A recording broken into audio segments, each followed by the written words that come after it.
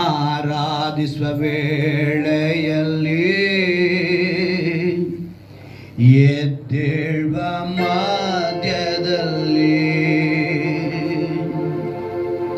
ಸಂತೈಸುವ ನಾಮದಲ್ಲಿ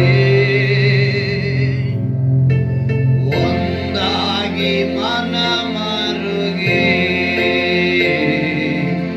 ಆರಾಧಿಸುವ ವೇಳೆಯಲ್ಲಿ ಎದ್ದೇಳುವ ಮಧ್ಯದಲ್ಲಿ ನಾವು ಆರಾಧಿಸುವ ವೇಳೆಯಲ್ಲಿ ಎದ್ದೇಳುವ ಮಧ್ಯದಲ್ಲಿ. ಹೌದು ಕರ್ತನೇ, ಆರಾಧಿಸುವ ವೇಳೆಯಲ್ಲಿ, ನಿನ್ನ ಸ್ತುತಿಸುವ ವೇಳೆಯಲ್ಲಿ ನಮ್ಮ ಮಧ್ಯದಲ್ಲಿ ಎದ್ದೇಳುವ ದೇವರು. ಈಗಲೂ ಕೂಡ ನಿನ್ನ ವಾಕ್ಯವನ್ನು ಕೇಳುವುದಕ್ಕಾಗಿ ನಾವು ಕೂಡಿದ್ದೇವೆ. ನೀನು ನಮ್ಮ ಮಧ್ಯದಲ್ಲಿ ಇರುವುದಕ್ಕಾಗಿ ಸ್ತೋತ್ರ. ನಿಮ್ಮ ದಾಸನ್ನು ಮರೆಸಿ ನಮ್ಮೊಂದಿಗೆ ಮಾತನಾಡಿ ಆ ವಾಕ್ಯದಲ್ಲಿ ನೆಲೆಗೊಳ್ಳುವಂತೆ ಕೃಪೆ ಮಾಡಿ ಯೇಸುವಿನ ನಾಮದಲ್ಲಿ ಪ್ರಾರ್ಥಿಸ್ತೇನೆ. ಆಮೆನ್. Hallelujah, hallelujah. ನೋಡಿ, ದೇವರು ಇವತ್ತು ಕೂಡ ಒಂದು ಅದ್ಭುತವಾದ ಸಂದೇಶದೊಂದಿಗೆ ನಿಮ್ಮನ್ನು ಮಾತನಾಡ್ತಾರೆ. ಒಂದು ಒಳ್ಳೆಯ ವಾಕ್ಯವನ್ನು ನೀವು ಕೇಳುವರಾಗಿರ್ತೀರ. ವಾಕ್ಯಗಳು ನಮ್ಮನ್ನು ಬಲಪಡಿಸುವಂತೆ ನೀವೇ ಒಪ್ಪಿಸ್ಕೊಡ್ಬೇಕು. ಹಲ್ಲೆಲೂಯಾ. ದೇವರು ನಮ್ಮೊಂದಿಗೆ ಮಾತನಾಡುವಂಥ ವಿಷಯನ ನೀವು ಹೇಗೆ ಗ್ರಹಿಸಬೇಕು ಅಂತ ಹೇಳಿದ್ರೆ, ಕೀರ್ತನೆಗಳು 147ನೇ ಅಧ್ಯಾಯದಲ್ಲಿ, ಇದು ಧ್ಯಾನಕ್ಕಾಗಿ ಅಲ್ಲ, ಧ್ಯಾನಕ್ಕಾಗಿ ಬೇರೆ ವಾಕ್ಯ ಬರುತ್ತೆ. ಕೀರ್ತನೆಗಳು 147ರಲ್ಲಿ 11ನೇ ವಾಕ್ಯವನ್ನು ನಾವು ಗಮನಿಸುವಾಗ, ಕೀರ್ತನೆಗಳು ಯೆಹೋವನು ಆನಂದಿಸುವುದು, ಏನಂತೆ? ಯೆಹೋವನು ಆನಂದಿಸುವುದು, ಸಂತೋಷ ಪಡ್ತಾ ಇದ್ದಾರೆ ಅಂತ ಅರ್ಥ. ತನ್ನ ಕೃಪೆಯ ನಿರೀಕ್ಷಿಸುವ ಭಕ್ತರಲ್ಲೇ. ಏನಂತ ಹೇಳ್ತಿದ್ದಾರೆ ನೋಡಿ, ಅವರ ಕೃಪೆಯನ್ನ ನಾವು ನಿರೀಕ್ಷಿಸಬೇಕು. ಈ ಪದನ ನಾನು ಧ್ಯಾನ ಮಾಡುವಾಗ ನನಗೆ ದೇವರು ತಿಳಿಪಡಿಸಿದ ಏನಂತ ಹೇಳಿದ್ರೆ, ಇವತ್ತು ಅನೇಕರು ಏನು ಅಂದ್ಕೊಂಡಿದ್ದಾರೆ ಅಂತ ಹೇಳಿದ್ರೆ, ನನ್ನ ಆರಾಧನೆಗೆ ಹೋಗಿದ ತಕ್ಷಣ ದೇವ್ರು ನನ್ನ ಆಶೀರ್ವಿಸಬೇಕು, ನಾನು ಕಾಣಿಕೆ ಕೊಟ್ಟಿದ್ದ ತಕ್ಷಣ ದೇವ್ರು ನನ್ನ ಆಶೀರ್ವಿಸಬೇಕು, ನಾನು ಉಪವಾಸ ಇದ್ದಿದ್ದ ತಕ್ಷಣ ನನ್ನ ದೇವರು ಆಶೀರ್ವಿಸಬೇಕು, ನಾನು ನಿಯತ್ತಾಗಿದ್ದೀನಿ ಅಂತ ಹೇಳಿದ ತಕ್ಷಣ, ಅಂದರೆ ತಮ್ಮ ನೀತಿಗಳನ್ನ ಹೇಳ್ತಾ ಇರ್ತಾರೆ. ಏನು ಮಾಡ್ತಿರ್ತಾರೆ ಅವರು? ತಮ್ಮ ನೀತಿಗಳನ್ನ ಹೊಗಳಿಕೊಂಡು ಹೇಳ್ಕೊಳ್ತಾ ಇರ್ತಾರೆ. ನಾನು ಹಿಂಗೆ ಇದ್ದೀನಿ, ನಾನು ಯಾವುದೇ ತಪ್ಪು ಮಾಡಿಲ್ಲ, ನಾನು ಅಪರಾಧ ಮಾಡಿಲ್ಲ, ಸುಳ್ಳು ಹೇಳಿಲ್ಲ, ಹೀಗೆ ಅನೇಕರು ಹೇಳ್ಕೊಳ್ತಾರೆ. ಈ ರೀತಿ ಹೇಳುವಾಗ ದೇವರು ಅದರಿಂದ ಆನಂದಿಸ್ತಾರ? ಎಲ್ಲಿ ಆನಂದಿಸ್ತಾರೆ ಅಂತ ಹೇಳ್ತಾ ಇದ್ದಾರೆ? ಕೃಪೆಯನ್ನ ನಿರೀಕ್ಷಿಸುವ ಭಕ್ತರೇ. ಅಲ್ಲಿಗೆ ನೀನು ಹೇಳ್ತಾ ಇರೋದು ಕೃಪೆಯನ್ನ ನಿರೀಕ್ಷಿಸ್ತಾ ಇಲ್ಲ. ಈ ಮಾತೆಲ್ಲ ನಾವು ಹೇಳುವಾಗ ಅಲ್ಲಿ ಏನು ಮಾಡ್ತಾ ಇದೀವಿ ಅಂತ ಹೇಳಿದ್ರೆ, ನಾನು ಮಾಡಿದ್ದೀನಿ ನೀನು ಕೊಡು, ಕೆಲಸ ಮಾಡಿದ್ದೀನಿ ಕೂಲಿ ಕೊಡು ಅಂದಂಗೆ, ನಾನು ಉಪವಾಸ ಇದ್ದೀನಿ ಕೊಡು, ಆರಾಧನೆಗೆ ಬರ್ತಾ ಇದ್ದೀನಿ ಕೊಡು, ತಪ್ಪದೇ ಇದ್ದೀನಿ ನಿನ್ನ ಹತ್ರ ಕೊಡು. ಇದು ಹೆಂಗಿದೆ ಗೊತ್ತಾ? ಗಿವ್ ಅಂಡ್ ಟೇಕ್ ಪಾಲಿಸಿ ಥರ. ಏನ? ನಾವು ಒಂದು ಕೊಡ್ತೀನಿ, ನೀನೊಂದು ಕೊಡು, ಸುಮ್ಮನೆ ಕೊಡಬೇಡಪ್ಪ ಅಂದಂಗೆ ದೇವ್ರ ಹತ್ರನೇ ನಮ್ಮ ಡೀಲಿಂಗ್ಸ್ ನಡೀತಾ ಇದೆ. ಇವ್ ನಡುವೆ ಆರಾಧನೆ ಬರ್ತಿಲ್ವಪ್ಪ, ಅಪ್ಪ ನಾನು ಬರ್ತಿಲ್ವ ಆರಾಧನೆಗೆ ಅಂತ ನಾವು ಕೇಳೋದು, ನಾವು ಕಾಣಿಕೆ ಕೊಡ್ತಿಲ್ಲಪ್ಪ ಅಂತ ನಾವು ಕೇಳೋದು, ನಾನು ನಿಯತ್ತಾಗಿಲ್ವಪ್ಪ, ಇನ್ನೇನು ಮಾಡ್ಬೇಕು ನಾನು ನಿನಗೆ, ನಾನು ಎಲ್ಲಾದ್ರೂ ಸರಿಯಾಗಿ ಇದ್ದೀನಲ್ಲ ಅಂತ ಕೇಳ್ತೀವಿ. ಈಗ ಹೆತ್ತವರಾಗಿರುವಂಥ ನಾವೇನು ಮಾಡ್ತೀವಿ ಅಂದರೆ, ನಮ್ಮ ಮಕ್ಕಳು ಆ ರೀತಿ ಹೇಳಿದ ತಕ್ಷಣ, ಹ್ಞೂ ಕಣ, ಅವನಿಗಿಂತ ನೀನು ನನ್ನ ಮಾತೆಲ್ಲ ಕೇಳ್ತೀಯ, ಆಯಿತಾ, ಅವನಿಗೆ 10 ರೂಪಾಯಿ, ನಿನಗೆ 100 ರೂಪಾಯಿ ಅಂತೀನಿ. ನಾವೇನು ಮಾಡ್ತೀವಿ? 10 ರೂಪಾಯಿ 100 ರೂಪಾಯಿ ವ್ಯತ್ಯಾಸ ಮಾಡ್ತೀವಿ. ಯಾಕೆ? ನಾವು ಲೋಕದ ಡ್ಯಾಡಿಗಳು. ಆದರೆ ಪರಲೋಕದ ಡ್ಯಾಡಿ ಹೆಂಗೆ ಹೇಳ್ತಾರೆ? ನೋ ಮೈ ಸನ್, ನೀನು ಏನೇ ಮಾಡಿದ್ರು ಕೂಡ, ಅದಕ್ಕೆ ಕೂಡ ಒಂದು ವಾಕ್ಯನ ಇಟ್ಟಿದ್ದಾರೆ ಇವರು. ಏನಂತ ಹೇಳ್ತಾರೆ ಅಂತ ಹೇಳಿದ್ರೆ, ಈ ವಾಕ್ಯನ ನಾನು ಮತ್ತೆ ನಿಮಗೆ ಮೇಯ್ನ್ ಸಬ್ಜೆಕ್ಟ್ ಹೇಳುವಾಗ ನೀವು ನೆನಪು ತರಿಸ್ತೀನಿ. ನಾನು ಅದು ಎಲ್ಲಿ ಹೇಳಲ್ಪಟ್ಟಿದೆ ಅಂತ ಹೇಳಿದ್ರೆ, ಮತ್ತಾಯನ ಬರೋ ಸುವಾರ್ತೆಯಲ್ಲಿ 20ನೇ ಅಧ್ಯಾಯದಲ್ಲಿ ಒಂದು ಘಟನೆ ನಡೆಯುತ್ತಲ್ಲಿ. ಬ್ರದರ್, ಇವತ್ತು ಯಾಕೋ ಮೇಯ್ನ್ ಪಾಯಿಂಟ್ಗೆ ಮುಂಚೆನೇ ಇಷ್ಟೊಂದು ಹೇಳ್ತಿದ್ದಾರೆ, ಇನ್ನು ಮೇಯ್ನ್ ಪಾಯಿಂಟಿಗೆ ಎಲ್ಲಿ ಹೋಗಿ ಎಲ್ಲಿ ಮುಗಿಸ್ತಾರೋ ಅಂತ ಯೋಚನೆ ಮಾಡ್ತಿದ್ದೀರಾ? 20ರಲ್ಲಿ ಇಟ್ಕೊಳ್ಳಿ, ಅಲ್ಲಿ ಒಂದು ಘಟನೆ ಇದೆ. ಆ ಅಧ್ಯಾಯ ನಿಮ್ಗೆ ನೆನಪು ತಂದಿದ್ದೀನಿ. ಅಲ್ಲಿ ಪರಲೋಕ ರಾಜ್ಯವು ಒಬ್ಬ ಮನೆಯ ಯಜಮಾನನಿಗೆ ಹೋಲಿಕೆ ಆಗಿದೆ ಅಂತೇಳಿ ಬರೆದ್ಬಿಟ್ಟು ಅಲ್ಲಿ ಹೇಳ್ತಾರೆ, ಒಬ್ಬ ಯಜಮಾನ ದ್ರಾಕ್ಷಿ ತೋಟಕ್ಕೆ ಕೂಲಿ ಆಳನ್ನ ಕರೆಸಿದ್ರು. ಕೂಲಿ ಆಳನ್ನ ಕರೆಸಿದ ತಕ್ಷಣ ಅವರಿಗೆ ಕೂಲಿ ಏನಂತ ಹೇಳಿದ್ರೆ ದಿನಕ್ಕೆ ಒಂದು ಪಾವಲಿ. ಎಷ್ಟು? ದಿನಕ್ಕೆ ಒಂದು ಪಾವಲಿ ಅಂತ ಹೇಳಿದ್ರು. ಈಗ ಆ ಪಾವಲಿನ ತಗೊಂಡು ಅವರು ತಗೊಳ್ಳೋದಕ್ಕೆ ಕೆಲಸಗಾರರು ಬಂದಾಯಿತು. ಈಗ ಯಜಮಾನ ಸಂತೆಗೆ ಹೋಗೋನೆ. ಸಂತೆಯಲ್ಲಿ ನೋಡಿದ್ರೆ ಸುಮಾರು ಜನ ನಿಂತಿದ್ದಾರೆ. ಅಂದರೆ ಸಂತೆ ಎಷ್ಟು ಗಂಟೆಗೆ ಹೋಗೋನೆ? 9 ಗಂಟೆಗೆಲ್ಲ ಹೋಗೋನೆ. ನೋಡಿದ್ರೆ ಸುಮಾರು ಜನ ಸುಮ್ಮನೆ ಕುಂತಿದ್ದಾರಂತೆ. ನೋಡಿದ್ರಂತೆ ಇವರು, ಏನಪ್ಪ ಸುಮ್ಮನೆ ನಿಂತ್ಕೊಂಡಿದ್ರ, ಬನ್ನಿ ತೋಟಕ್ಕೆ ಕೆಲಸ ಮಾಡಿದ್ರಿ ಅಂತ. ಅಯ್ಯೋ ನಮ್ಮ ಕೆಲಸ ಇಲ್ಲ, ಆದರೆ ಇಲ್ಲಿ ಕುಂತಿದ್ವಿ, ಬನ್ನಿ ಕೆಲಸ ಕೊಡ್ತೀನಿ ಅಂದರು. 9 ಗಂಟೆಗೆ ಫಸ್ಟ್ ಬೆಳಿಗ್ಗೆ ಅಂತ ಹೇಳಿದ ತಕ್ಷಣ ಅಂದ್ಕೊಳ್ಳಿ ಒಂದು 6 ಗಂಟೆಗೋ 7 ಗಂಟೆಗೋ ಹೋಗಿರ್ತಾರೆ ಅಂತ ಇಟ್ಕೊಳ್ಳೋಣ. ಒಬ್ಬರು ಸ್ವಲ್ಪ ಜನ ಹೋಗಿದ್ದಾರೆ. ಈಗ 9 ಗಂಟೆಗೆ ದೇವ್ರು ಕರೆದ್ರು. 9 ಗಂಟೆಗೆ ಕೆಲವರು ಏನು ಮಾಡಿದ್ರು? ಕೆಲಸಕ್ಕೆ ಬಂದ್ಬಿಟ್ರು. ಇವರು ಕೆಲಸ ಮುಗಿಸಿ ಮತ್ತೆ ದೇವರು ಹೆಚ್ಚು ಕಡಿಮೆ ಒಂದು 12 ಗಂಟೆಗೆ ನೋಡ್ತಿದ್ದಾರೆ, ಇನ್ನೂ ಸ್ವಲ್ಪ ಜನ ಇದ್ದಾರೆ. ನೀವು ಬನ್ನಿ ಕೆಲಸಕ್ಕೆ. ಅವರು ಕೆಲಸಕ್ಕೆ ಬಂದರು. 3 ಗಂಟೆಗೆ ಇನ್ನು ಸ್ವಲ್ಪ ಜನ ನೋಡಿದ್ರು, ಅವ್ರನ್ನೂ ಕರೆದ್ರು, ಬನ್ನಿ ಕೆಲಸಕ್ಕೆ. ಅವರು ಬಂದರು. ಕೊನೆಗೆ 5 ಗಂಟೆಗೆ ಒಬ್ಬ ಬರ್ತಾ ಇದ್ದಾರೆ. 5 ಗಂಟೆಗೆ ಬಂದವನು ಕೂಡ ಕೆಲಸಕ್ಕೆ ಸೇರಿಸ್ಕೊಂಡ್ಬಿಟ್ರು ದೇವರು. ಅಧ್ಯಾಯದಲ್ಲಿ ನೀವು ಎಲ್ಲೆಲ್ಲಿ ನೋಡ್ಬೋದು ಅಂತ ಹೇಳಿದ್ರೆ 3ನೇ ವಾಕ್ಯ, 5ನೇ ವಾಕ್ಯ, 6ನೇ ವಾಕ್ಯ ಮತ್ತು 9ನೇ ವಾಕ್ಯ, ಹೀಗೆ ಅವರು ಟೈಮಿಂಗ್ಸ್ನ ಅಲ್ಲಿ ಬರ್ಸಿದ್ದಾರೆ. 10ನೇ ವಾಕ್ಯಕ್ಕೆ ಬರುವಾಗ ನೋಡಿ, 5 ಗಂಟೆಗೆ ಬಂದವರಿಗೂ ಒಂದೊಂದು ಪಾವಲಿ ಸಿಕ್ಕಿತು ಅಂತ ಬರೆಯಲ್ಪಟ್ಟಿದೆ. ಎಷ್ಟು ಗಂಟೆಗೆ ಬಂದವರಿಗೆ? ಈಗ ನೋಡಿ ಗಮನಿಸಿ, ತರುವಾಯ ಮೊದಲಿನವರು ಬಂದು ತಮಗೆ ಹೆಚ್ಚು ದೊರೆಯುವುದೆಂದು ನೆನೆಸಿದರು. ಯಾಕೆಂದ್ರೆ ಬೆಳಿಗ್ಗೆನೆ ಬಂದವರಲ್ಲ, ಅವರೇ ನೆನ್ಕೊಂಡ್ಬಿಟ್ರಂತೆ ನಮಗೆ ಜಾಸ್ತಿ ಕೊಟ್ಟು ಬಿಡ್ತಾರೆ. ಯಾಕಂದ್ರೆ 5 ಗಂಟೆಗೆ ಬಂದವನಿಗೆ ಒಂದು ಪಾವಲಿ ಕೊಟ್ಟರು ಅಂದರೆ ನಾನು ಬೆಳಿಗ್ಗೆ 6 ಗಂಟೆಗೆ ಬಂದಿದ್ದೀನಿ, 7 ಗಂಟೆಗೆ ನನಗೆ ಎಷ್ಟು ಕೊಡಬೇಕು ಅಂತ ಇವ್ರು ನೆನೆಸ್ಕೊಂಡಿದ್ದವ್ರಿಗೆ ಇಲ್ಲಿ ಏನು ಹೇಳ್ಬಿಡಿದೆ ಆದರೆ ಇವರಿಗೂ ಸಹ ಒಂದೊಂದು ಪಾವಲಿನೇ ಸಿಕ್ತು. ಅವ್ರಿಗೂ ಏನು ಸಿಕ್ತು? ಒಂದೇ ಪಾವಲಿ. ತಕ್ಷಣ ಇವರು ಏನು ಮಾಡೋದು ಅಂತ ಹೇಳ್ತಿದ್ದಾರೆ ನೋಡಿ. ಅದನ್ನು ತೆಗೆದುಕೊಂಡು ಮನೆಯ ಯಜಮಾನನ ಮೇಲೆ ಗುಣಗುಟ್ಟಿ, ಕಡೆಗೆ ಬಂದ ಇವರು 1 ತಾಸು ಹೊತ್ತು ಮಾತ್ರ ಕೆಲಸ ಮಾಡಿದ್ದಾರೆ, ನಾವು ದಿನವೆಲ್ಲ ಬಿಸಿಲಿನಲ್ಲಿ ಕೆಲಸ ಮಾಡಿ ಕಷ್ಟಪಟ್ಟಿದ್ದೇವೆ, ಇವರನ್ನು ನಮಗೆ ಸಮ ಮಾಡಿದೆಯೇ ಅಂದರು. ಅರ್ಥ ಏನು ಗೊತ್ತಾ? 10 ವರ್ಷದ ವಿಶ್ವಾಸಿ ನಾನಿನ್ನೂ ಒಂದು ಸೈಕಲ್ ತಗೊಳಕ್ಕಾಗಿಲ್ಲ. ಮೊನ್ನೆ ಬಂದವನು ಕಾರ್ ತಗೊಂಡವನೇ. ಇದು ನನ್ನ ಮಾತು. ಈಗ ಇಲ್ಲೇನು ಹೇಳ್ತಿದ್ದಾರೆ ದೇವರು, ಚೆನ್ನಾಗಿ ಗಮನಿಸಿ. ಅದಕ್ಕೆ ಅವರಲ್ಲಿ ಒಬ್ಬನಿಗೆ, ಏನಪ್ಪ, ನಾನು ನಿನಗೆ ಅನ್ಯಾಯ ಮಾಡಲಿಲ್ಲ. ಏನಂತ ಹೇಳಿದ್ರು ದೇವರು? ಯಜಮಾನ ಏನು ಹೇಳ್ತಿದ್ದಾರೆ? ನಾನು ನಿನಗೆ ಅನ್ಯಾಯ ಮಾಡಲಿಲ್ಲ. ಈ ಅನ್ಯಾಯ ಮಾಡಲಿಲ್ಲ ಅನ್ನೋ ಮಾತನ್ನ ನಾನು ಸಂದೇಶದಲ್ಲಿ ಹೇಳುವಾಗ ನೀವು ನೆನಪಿಗೆ ತರ್ಕೋಬೇಕು. ಅನ್ಯಾಯ ಮಾಡಲಿಲ್ಲ ಅನ್ನೋ ಪದನ ನಾನು ಕೇಳ್ತೀನಿ ಪ್ರಶ್ನೆ, ನಾನು ಏನು ಹೇಳಿದೆ ಅಂತ ಅವಾಗ ನೀವು ಹೇಳಬೇಕು. ಅನ್ಯಾಯ ಮಾಡಲಿಲ್ಲ ಅಂತ ಹೇಳಬೇಕು ಮಧ್ಯದಿಲ್ಲ ಆ ಟೈಮಲ್ಲಿ. ಅರ್ಥ ಆಯ್ತಾ? ಏನು ಹೇಳ್ತಿದ್ದಾರೆ ಅವರು?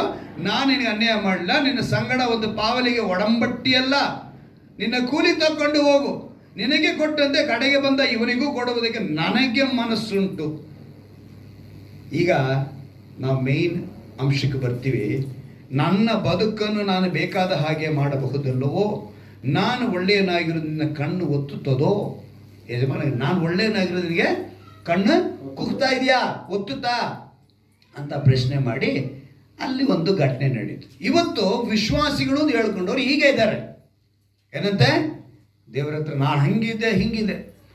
ದೇವರು ಬಯಸೋದು ಅವರ ಕೃಪೆಯನ್ನು ನಿರೀಕ್ಷಿಸಬೇಕು. ನೀವು ಆರ್ಡರ್ ಮಾಡಿ, ನಾನು ಉಪವಾಸ ಇದ್ದೆ, ನಾನು ಹಾಗಿದ್ದೆ, ಹೀಗಿದ್ದೆ, ಮಾಡ್ತಿದ್ದೆ, ನನಗೆ ಇದಕ್ಕೆ ನೀನೇನು ಮಾಡಿಬಿಡ್ಬೇಕು ಅದ್ಭುತ? ಖಂಡಿತವಾಗಲ್ಲ. ನೀನು ಪಾಸ್ಟರ್ ಆಗಿದ್ರು ಸರಿ, ಪಾಸ್ಟರ್ ಅಮ್ಮ ಆಗಿದ್ರು ಸರಿ, ಪಾಸ್ಟರ್ ಮಕ್ಕಳಾಗಿದ್ರು ಸರಿ, ವಿಶ್ವಾಸಿ ಆಗಿದ್ರು ಸರಿ, ವಿಶ್ವಾಸಿ ಅಲ್ಲದವರಾಗಿದ್ರು ಸರಿ, ದೇವ್ರ ಹತ್ರ ಒಂದೇ. ದೇವರ ಹತ್ರ 2 ಇಲ್ಲ. ಪಕ್ಷಪಾತಿ ಅಲ್ಲ. ಪಕ್ಷಪಾತ ಮಾಡಿದ್ರೆ ಸ್ವಾರ್ಥಿ. ಯಾರು? ದೇವರೇನಾಗ್ತಾರೆ? ಸ್ವಾರ್ಥಿ ಆಗ್ತಾರೆ. ನೀವು ಅದನ್ನು ಗಮನದಲ್ಲಿ ಇಟ್ಕೋಬೇಕು. ನಾನು ನನ್ನ ಮಕ್ಕಳಿಗೆ ಒಬ್ಬರಿಗೊಂದು ಕೊಟ್ಟು ಇನ್ನೊಬ್ರಿಗೊಂದು ಮಾಡ್ತೀನಿ. ನಾನು ಯಾರು? ಸ್ವಾರ್ಥಿ. ನಾನೇನು ಮಾಡ್ತೀನಿ? ನನ್ನ ಮಾತನ್ನು ಕೇಳಿದವನಿಗೆ 100 ರೂಪಾಯಿ ಕೊಡ್ತೀನಿ, ನನ್ನ ಮಾತು ಕೇಳಿದವನಿಗೆ ಏನು ಕೊಡಲ್ಲ ಅಂತೀನಿ. ನಮ್ಮ ಜೊತೆ ಕೆಲಸ ಮಾಡೋಂಥ ಒಬ್ಬ ಡ್ರೈವರು, ಅವನು ಇವತ್ತಿಗೂ ಎಣಗ್ತಾ ಇದ್ದಾನೆ. ಅವ್ರ ತಂದೆ ತಾಯಿ ಅವರು ಸಾಯೋವಾಗ ಇವನಿಟ್ಟು ನೋಡ್ದ ಅಂತೇಳಿ ಅವ್ರಿಗೆ ತುಂಬ ಕಾಯಿಲೆ ಬಿದ್ದಿದ್ರು, ಅವ್ರಿಗೆ ಎಲ್ಲ ವಿಧವಾದ ಉಪಚಾರಗಳು ಮಾಡ್ದ ಅಂತೇಳಿ ಅವ್ರ ಅಪ್ಪ ಅಮ್ಮ ಏನು ಮಾಡಿದ್ರು, ಇವನಿಗೆ ಆಸ್ತಿನ ಜಾಸ್ತಿ ಬರ್ದಿಕ್ಬಿಟ್ಟಾರೆ. ಆದರೆ ಅವ್ರ ಅಣ್ಣನೂ ಅವ್ರ ಅಣ್ಣ ಬಂದ್ಬಿಟ್ಟು ಮಿಲಿಟ್ರಿಯಲ್ಲಿದ್ದ, ರಿಟೈರ್ಡ್ ಆಗೋದು, ಅವ್ನು ಒಳ್ಳೆ ಪೋಸ್ಟಲ್ಲಿ 2 ಮಕ್ಕಳೆಲ್ಲ ಆಗೈತೆ, ಎಲ್ಲ ಚೆನ್ನಾಗಿದ್ದಾರೆ. ಇವಾಗ ಕೇಸ್ ಹಾಕ್ಬಿಟ್ಟಾನೆ, ಅದೇ ನಿನಗೆ ಮಾತ್ರ ಎಕ್ಸ್ಟ್ರಾ ಕೊಟ್ಟಿದ್ದಾರೆ ಅಂತೇಳಿ. ಇವಾಗ ಅವನು ಅನುಭವಿಸ್ತಲ್ಲ, ಅವನು ಅನುಭವಿಸ್ತಲ್ಲ. ಸುಮಾರು 7-8 ವರ್ಷದಿಂದ ಕೇಸು ರನ್ನಿಂಗಲ್ಲಿದೆ. ಇದು ಮನುಷ್ಯರ ಗುಣ. ಹಾಗೆ ನಿನ್ನ ದೇವರು ಹಾಗಲ್ಲ. ಅವ್ರೇನು ಮಾಡ್ತಾರೆ, ಎಲ್ಲರ ಮೇಲೂ ಒಂದೇ ರೀತಿ ಇರ್ತಾರೆ. ಆದರೆ ನೀನು ಈಗ ಅನ್ಯಾಯ ಮಾಡಲಿಲ್ಲ ಅಂತ ಹೇಳಿದ್ನಲ್ಲ, ಈ ಅನ್ಯಾಯದ ಕುರಿತು ನಾನು ಹೇಳ್ತೀನಿ, ನೆಕ್ಸ್ಟು ಪಾಯಿಂಟ್ ಬಂದಾಗ ಹೇಳ್ತೀನಿ. ಇವತ್ತು ನಮಗೆ ದೇವರು ಹೇಳುವಂಥ ಮಾತು ನಾವು ಸರಿಯಾಗಿ ತಿಳ್ಕೋಬೇಕು. ಇಲ್ಲ ಅಂತ ಹೇಳಿದ್ರೆ ಖಂಡಿತವಾಗಲೂ ನಾವು ನಾಶನಕ್ಕೋ ಅಥವಾ ನ್ಯಾಯ ತೀರ್ಪಿಗೋ ಒಳಗಾಗ್ಬಿಡ್ತೀವಿ. ಒಂದು ರಾಜ ಏನು ಮಾಡ್ತಾನೆ, ಪ್ರವಾಸ ಹೊರಡುವಾಗ ಹಿಂಗೆ ಹೊರಡುವಾಗ ಒಂದು ಹಳ್ಳಿ ಮಾರ್ಗಕ್ಕೆ ಹೋಗ್ತಾನೆ. ಹಳ್ಳಿ ಮಾರ್ಗಕ್ಕೆ ಹೋಗಿದ ತಕ್ಷಣ ಅಲ್ಲೊಂದು ಕುಟುಂಬ ನೋಡ್ದ. ಆ ಕುಟುಂಬ ನೋಡಿದ್ರೆ ಗಂಡ ಹೆಂಡತಿ ನಗ್ನಗ್ತಾ ಕೂತ್ಕೊಂಡು, ಮುಂದ್ಗಡೆ ಹಳ್ಳಿ ಅಲ್ವಾ, ಹಳ್ಳಿ ಮನೆ ಮುಂದೆ ಈ ಒಂಥರ ಗುಡಿಸಲು ಮನೆಗೆ ಒಂಥರ ದಿಂಡು ಥರ ಹಾಕಿರ್ತಾರೆ, ಅಲ್ಲಿ ಕೂತ್ಕೊಂಡಿದ್ದಾರೆ. ಅವರಿಬ್ಬರು ನಗ್ನಗ್ತಾ ಮಾತನಾಡ್ತಾ ಇದ್ದಾರೆ, ಗಂಡ ಹೆಂಡತಿ. ಮಕ್ಕಳಿಬ್ರು ಮುಂದೆ ಅಲ್ಲಿ ಆಟ ಆಡ್ತಾ ಇದ್ದಾರೆ. ರಾಜ ನೋಡ್ಬಿಟ್ಟು, ಮಂತ್ರಿ ಅವ್ರು ಎಂದೇ ಆ ಥರ ಸಂತೋಷವಾಗಿದ್ದಾರೆ. ರಾಜ ಅರಸ, ಅವರಿಗೆ ದುಡ್ಡಿನ ಆಸೆ ಇಲ್ಲಪ್ಪ. ಏನಿಲ್ಲ? ಹೌದಾ ಸರಿ. ಮನೆಗೆ ಹೋಗ್ಬಿಟ್ರು.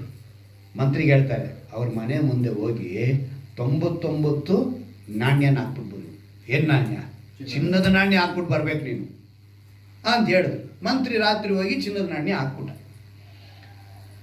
ಹಳ್ಳಿಯಲ್ಲಿ ಇದ್ನಲ್ಲ ವ್ಯಕ್ತಿ, ಬೆಳಿಗ್ಗೆ ಎದ್ದು ಬರ್ತಾನೆ, ನಾಣ್ಯ ಬಿದ್ದೋಗ್ಬಿಟ್ಟವೆ, ಕುತ್ಕೊಂಡು ಎಣಿಸ್ತಾನೆ. 99 ಇದೆ.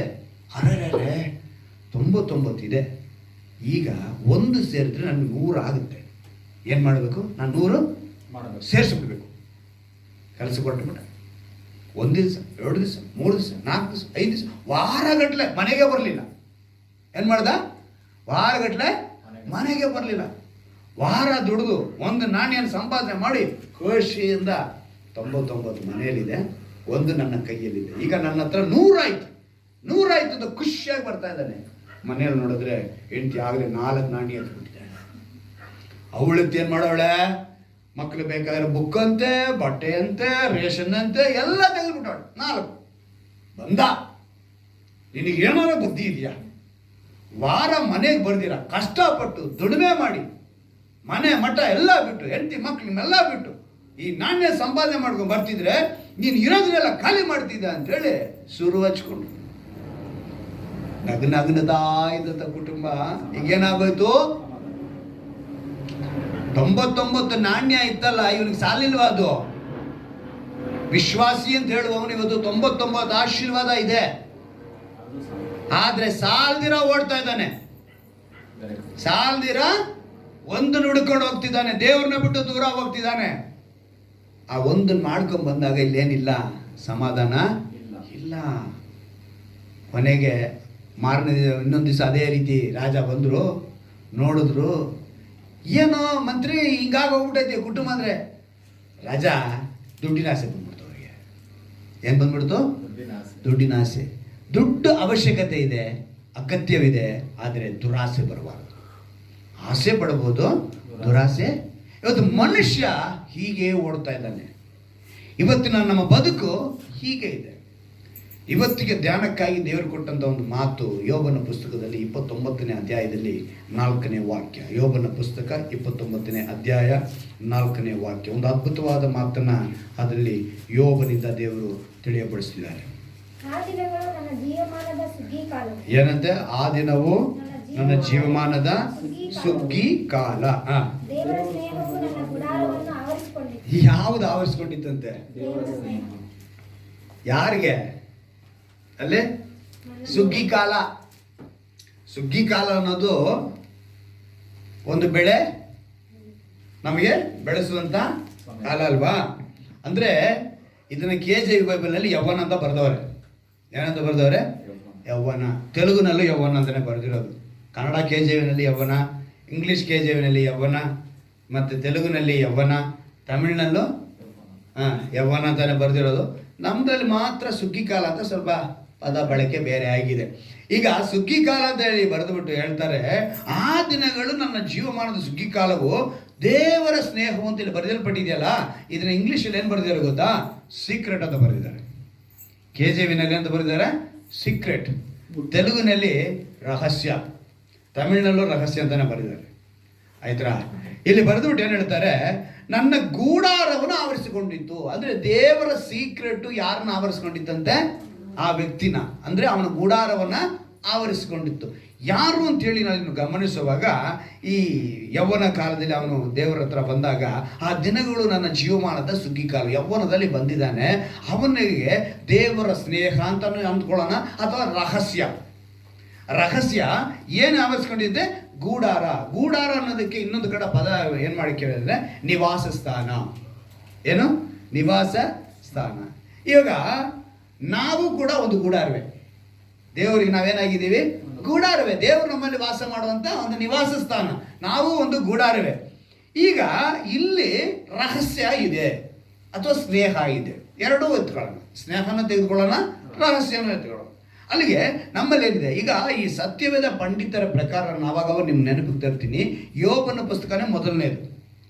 ನಮಗೆ ಧರ್ಮಶಾಸ್ತ್ರಗಳು, ಆಮೇಲೆ ಅದು ಇತಿಹಾಸ, ಆಮೇಲೆ ಕಾವ್ಯ, ಆಮೇಲೆ ದೊಡ್ಡ ಪ್ರವಾದಿ, ಚಿಕ್ಕ ಪ್ರವಾದಿ, ಹಿಂಗೆ ಬರುತ್ತೆ. ಈ ಕಾವ್ಯಗಳಲ್ಲಿ ಮೊದಲನೇ ಕಾವ್ಯನೇ ಯೋಬನ ಪುಸ್ತಕ ಬರೆಸಿದ್ದಾರೆ. ಆ್ಯಕ್ಚುಲಾಗಿ ಯೋಬನೇ ಮೊದಲನೇದು ಬರಬೇಕು, ಆದರೆ ಒಂದು ಕ್ರಮಬದ್ಧತೆ ಬೇಕಲ್ಲ. ಸತ್ಯವೇದ ಅಂತ ಹೇಳಿದಾಗ ಆ ಪುಸ್ತಕ ಹೇಗಿರಬೇಕು ಅಂತ ತಿಳ್ಕೊಂಡು ದೇವರೇನು ಮಾಡಿದ್ದಾರೆ, ಅದನ್ನು ಬರೆಸಿದ್ದಾರೆ.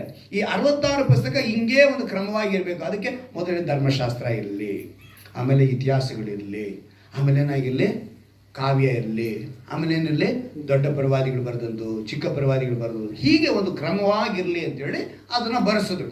ಹಾಗೆ ಬರೆಸಿ ದೇವರು ಆ ಭಕ್ತನಾದ ಯೋಬನ ಮೂಲಕ ಹೇಳ್ತಾರೆ, ಒಂದೊಂದು ಸಮಯ ಅವನು ತನ್ನ ಶೋಧನೆ ಕಾಣಬೇಕಾಗಿ ಬರುತ್ತೆ.